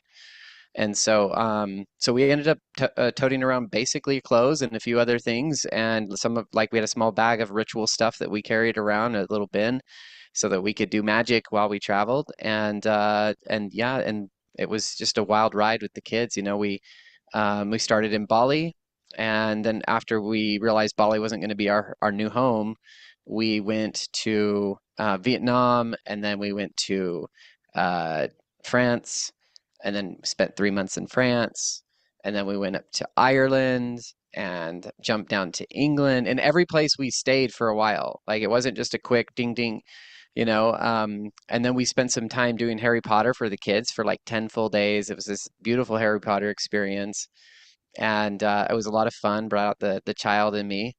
And then from there, Carolee and I went to Egypt and did a Well, you 2 week. forgot Oh, Scotland. Scotland. Yeah, don't Yeah, forget Scotland's Scotland. important.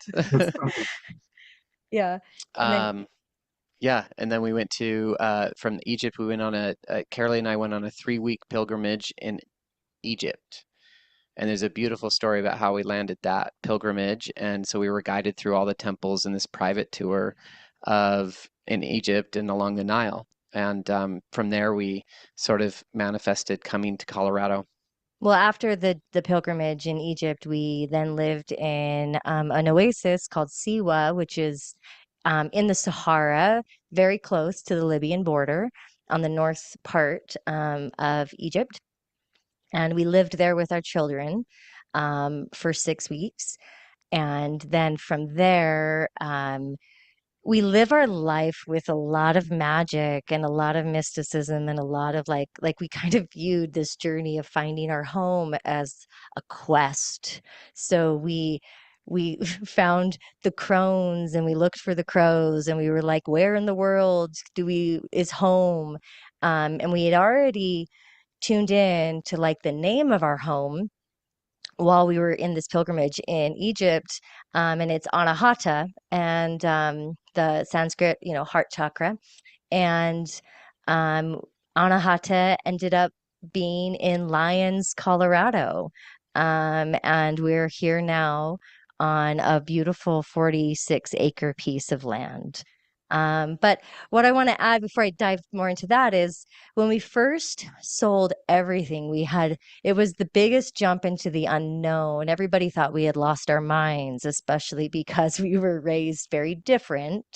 And in that community, we did experience rejection and we experienced an ending of friendships. And thankfully, a lot of our family members we're still in contact with, and there's still connection and community within our tight family group, but there were other friendships that went to the side, and but we really thought that Bali would be home. And while we were there, Spirit just started really working on us and calling us into what we call a soul pilgrimage.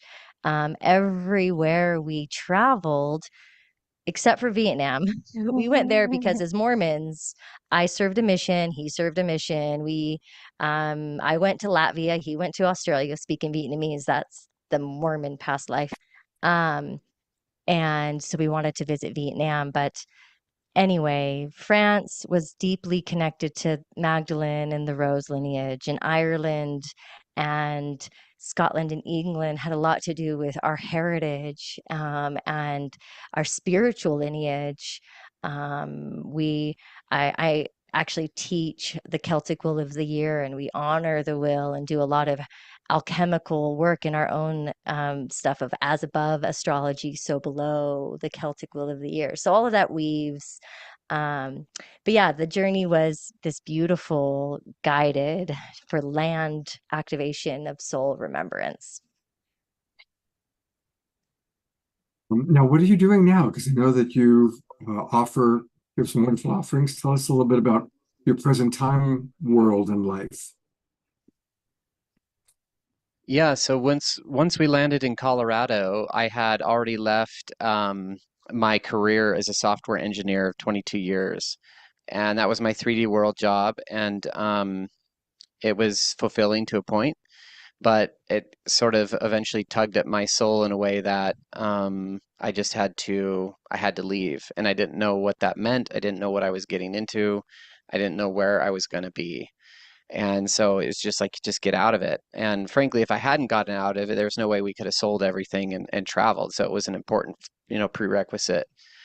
But after we landed here in Colorado and started to find our community, we knew we wanted to drop into like, okay, we need to start making money again and doing that thing. But we wanted to do it from the soul, and we really wanted to share something that would just make us feel alive every day.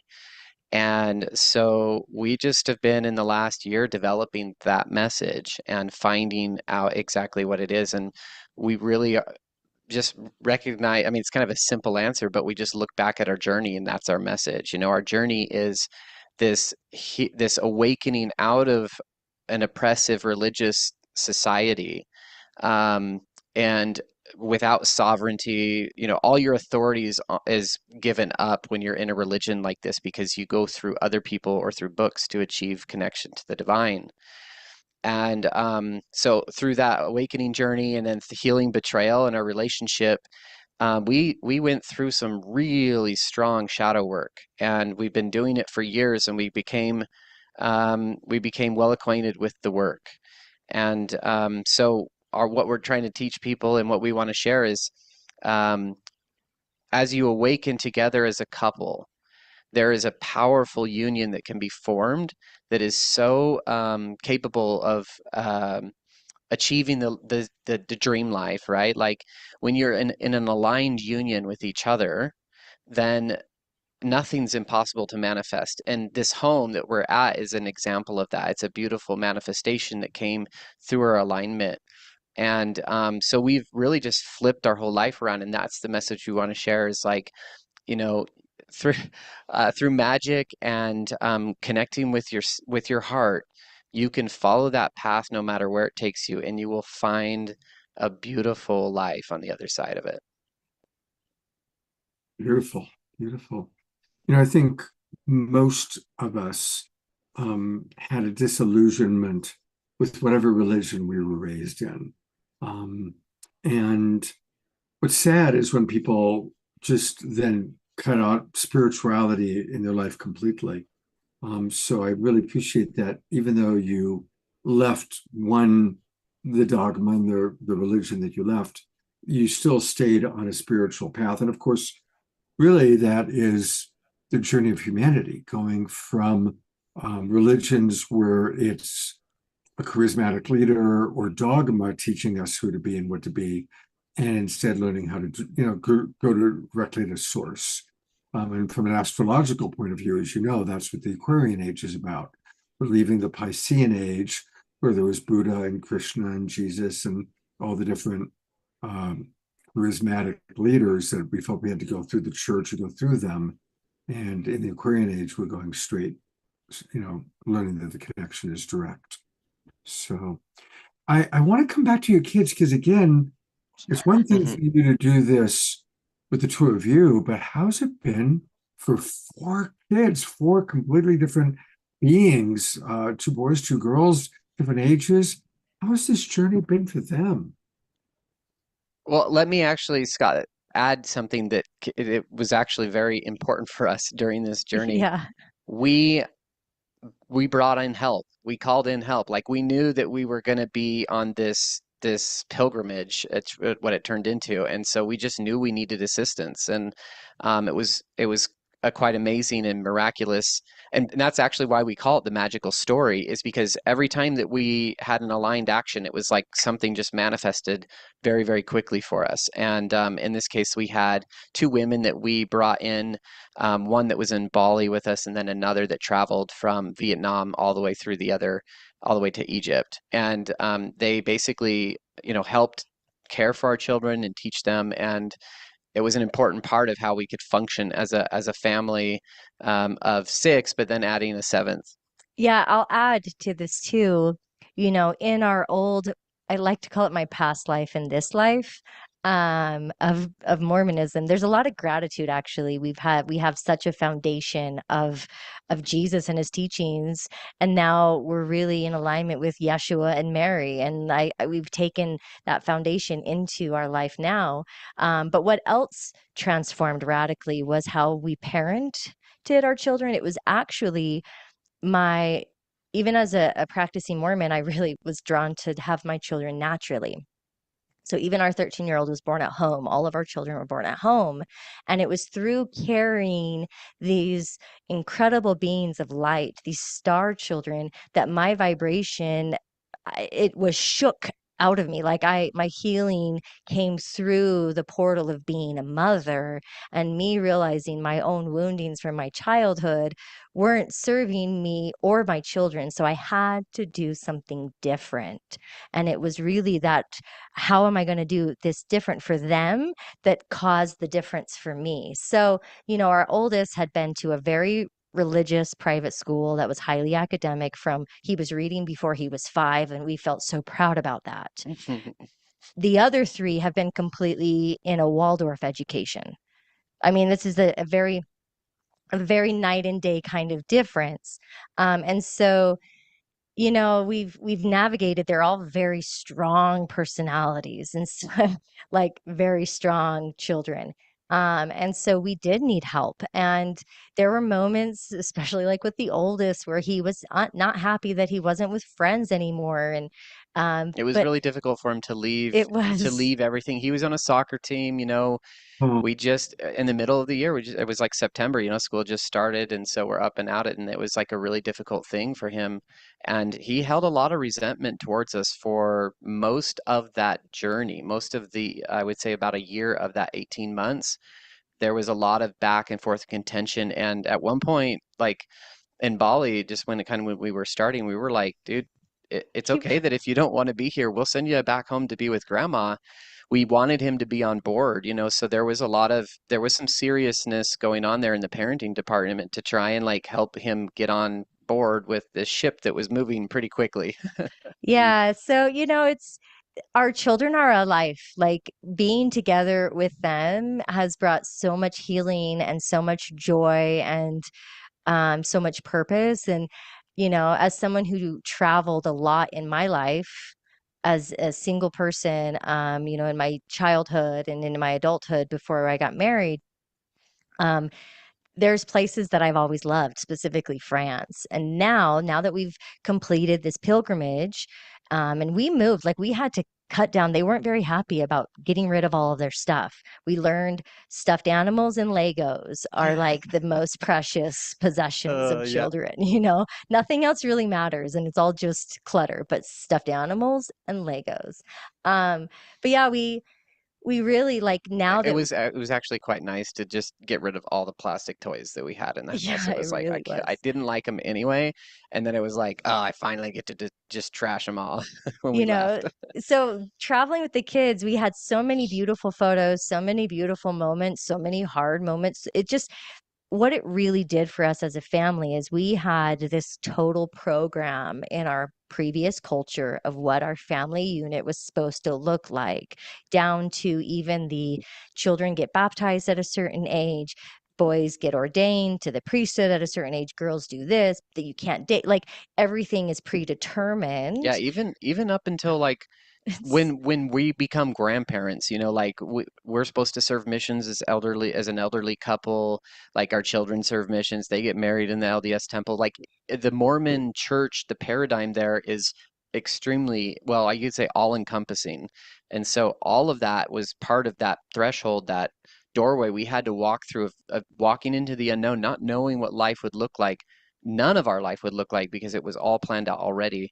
So it was a hard decision to start, but that's when the magic all started to pour in. Yeah, so the journey was really healing. It was a healing journey for our whole Yeah. family, where we were able to deconstruct, and there was a lot of unschooling. There was this Waldorf nanny that came and did circle with our kids. There was beautiful land connection. And now that we're here in Colorado and the kids are in alternative programs out in the community, and we have some pause and some breath to like work on our soul offerings and really like build this together, they all have gratitude and love. They're asking, Mom, when can we go back to France? Mom, when can we go back to Egypt? Mom, like I really want to go back to Bali. And so they all have this desire and this drive and this love for other cultures and the sacredness that you can experience of these other cultures. And while we were in Egypt, our little home was made out of this magical mixture of salt and crystal and mud. It was like this complete earth home in this old town, Shali area. And right next to us was a mosque. We heard the call to prayer 5 times a day while we lived there for 6 weeks. And the kids it was so beautiful for them to like see life a different way. And I'm so grateful that it's going to be a foundation for them into their adulthood and their own self-exploration. Oh, what a great story. One of our people wrote, you should make a movie, and maybe you will. I mean, it's definitely for sure. Well, of course, we're just getting a homeopathic dose of your story. And this is where we can learn more about the magical story of us. And so everybody go to this website, pop in your email address so you can join the magical story and kind of follow you. And again, if you just go to subscribepage.io/the magical story of us. Yeah, and you can actually just go to themagicalstoryofus.com and it will forward you to that. Oh, okay, page. great. That's good to remember. Okay, themagicalstoryofus.com. That's a nice URL to have. Yeah, it is. I'm amazed it was available. It came to us in a magical synchronistic experience as a story. Like we have lots of stories. We have so many stories. He mentioned he was a computer engineer, software engineer. I am a professional fine art photographer. Those were like our past lifetime expressions, and we're also using that art. So you'll see when you follow us, there's a lot of different artistic offerings that we have. There's a lot about, the catalyst of betrayal in our union and how that deep wound catapulted us into our healing. And so we talk a lot about that, and we do like coaching for couples that have been through betrayal. We also have programs for couples that haven't been through betrayal but want to really awaken their union and awaken their there's so embodiment. many there's so much depth one can bring to a relationship. And even if it's in a good place, there's it's kind of like, the saying descend to ascend, like because we were so in such deep dire straits, being oppressed in religion, having our authorities stripped from us, going through betrayal, feeling completely disconnected, like all of the things were off. And for us to just stick through it and like heal through all of that, we can see the huge contrast that isn't availed to, say, everyone that wasn't raised up in such oppressive environment or didn't go through such a relationship turmoil. And so in a way, that journey, that's why the journey that we've gone through our healing is so magical, because it's given us this huge perspective, this contrast that we want to share and from it be able to empower others. Wow. Well, it's wonderful to meet you. And thank you. I want to track, and a big hello to Erika Briones, who recommended you. So Erika, I think she's watching. I noticed I've been checking what's happening. Oh, cool. She's watching on Facebook. And a big hello to everybody watching on Facebook. Very beautiful. And thank you for being such an inspiration. And I want to acknowledge again how tapped in you are. Magic, you've talked a couple times about how when you set your mind on something, when you got clear on something, you'd get the support, the magic would happen. That's a really important message for everybody watching tonight. Get centered. And when we're in alignment with our soul, when we're, not following our ego, but we're following our soul's wise path, magic does happen. Good things happen. Beautiful things happen. Absolutely. Yeah. And I think that's really probably the common theme. I'm going to bring up all of our presenters for a moment here. There's Hannah and Sharissa and Heather. Let me see if Khadijah is still here. She is. Here we go. what all these people have in common? They all are tapped in. You know, that's why the music is so beautiful that Hannah sings. That's why the meditation that we hear from Khadijah is so profound. You know, I really want to acknowledge Miss Daisy, Heather, Teresa, Britain, Carol Lee. All of you are examples of whatever journey you've been on that's led you to the place where you are. And we're still on the journey. It never ends. But I really want to acknowledge that you all are examples of human beings having a spiritual beings having a human experience, and really following your inner guidance, following your wise heart, as I like to call it. So thank you all for being such a wonderful inspiration tonight. Thank you. Thank you. Now, don't go away, everybody, because we've got those really important announcements, and then, of course, an Om Shar song. But this is really important because we've got a couple of really unique things happening this weekend. So there's an amazing guy named Mark Anthony. He calls himself the Psychic Explorer, and I've been wanting to have him on the show for quite a while. And he's able to join us on Saturday, but I already had another whole show scheduled. So we're going to do a special 1 hour program at 5 o'clock Pacific time, 1 hour before our regular Awakening World show. And Mark is going to help us learn how we can have more interdimensional communication. The veils are thinning, and they're getting thinner and thinner and thinner. The Schumann resonance is changing. Everything's changing. And it's much easier now for us to access our angels, our guides, our deceased loved ones, our wisdom keepers. And Mark is going to show us how to do that. So this is a free offering. This is, of course, for all of our subscribers. But for those of you who are watching on Facebook, or on YouTube, this is free to everybody. And so I want to invite you and encourage you to join us Saturday at 5 o'clock as we go deep with Mark Anthony, the Psychic Explorer. You can learn more by going to globalpeacetribe.com, globalpeacetribe.com. And I'm also going to pull up the link and put it into the chat box. Now, this is a different link than our Saturday night show. So here we go. I'm putting this into the Zoom room for all of our subscribers. So make sure you copy and save that link. So use that link to come in at 5 o'clock on Saturday. It'll be an hour-long show. Om Shar will do a song at the last 5 minutes while I go to the other Zoom room to get ready for the Awakening World. And then we'll have our regular Awakening World show, as usual, at 6 p.m. And our Awakening World show is going to be celebrating the Interbeing Festival. You might remember we did this last year. My good friend Vineet Allen will be co-hosting. We've got lots of wonderful music with Om Shar, Billy Jonas, Adame Dembele, and some wonderful presenters from the Interbeing Festival. So we will go from interdimensional communication to an interbeing festival. There's some sort of a coincidence and synchronicity happening there. So that's what's happening on Saturday. I hope that's clear for everybody.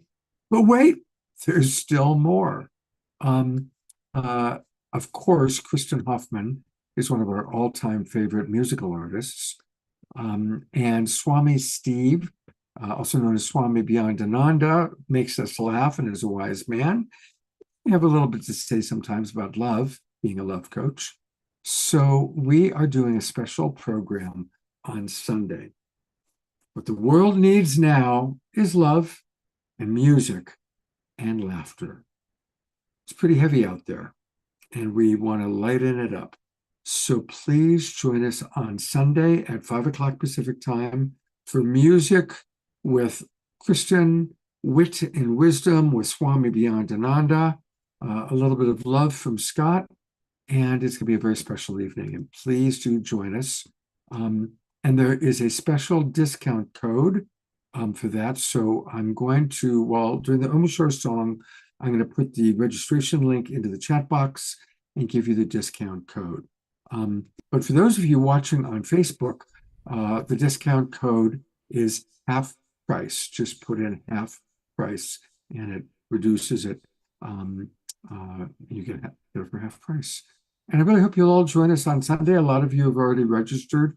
It's going to be a really, really fun show because we need more love, more music, and more laughter while all that crazy stuff is going on in the world. Okay, those are our announcements for the evening. And I am going to turn it over to beloved Omashore to close us out. Wow, what a rich and beautiful evening. What a tapestry. Thank you so much, everybody. And just to weave us all together in this winding down, this song is called Rainbow Nation. So, of course, we have to have one of these. And me. Let's do it. All right. I think we're good. We are. Whoops. Yes, we are good.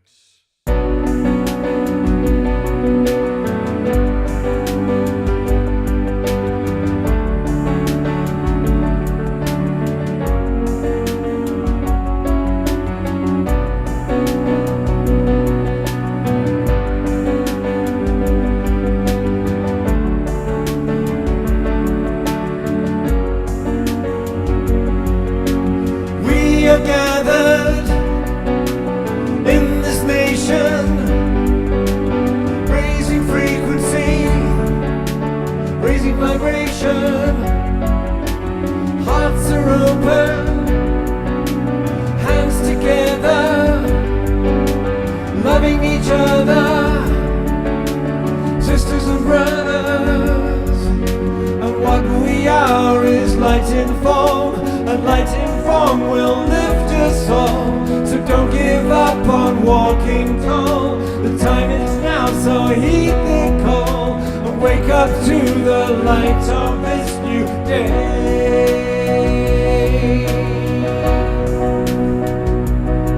Because we are the heart of our world, the light in our world.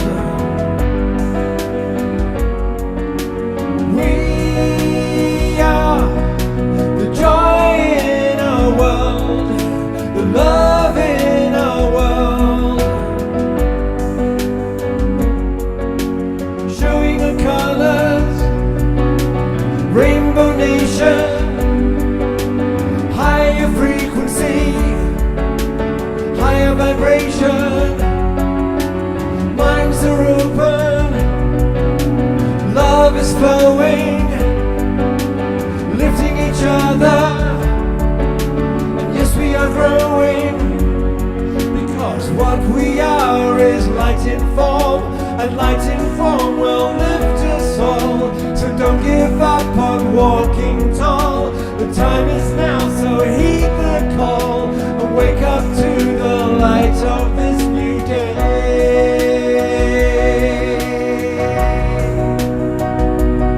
Because we are the heart of our world, the light in our world. We are the joy in our world, the love in our world.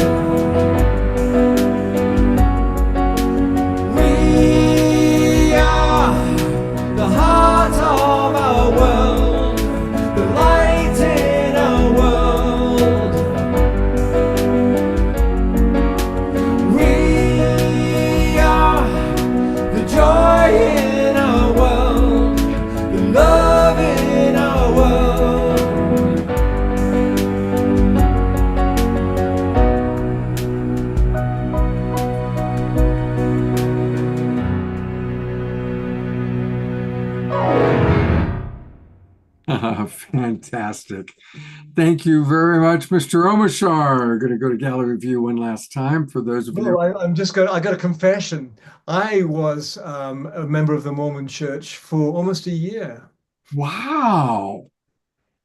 That's a quick in and out. It was.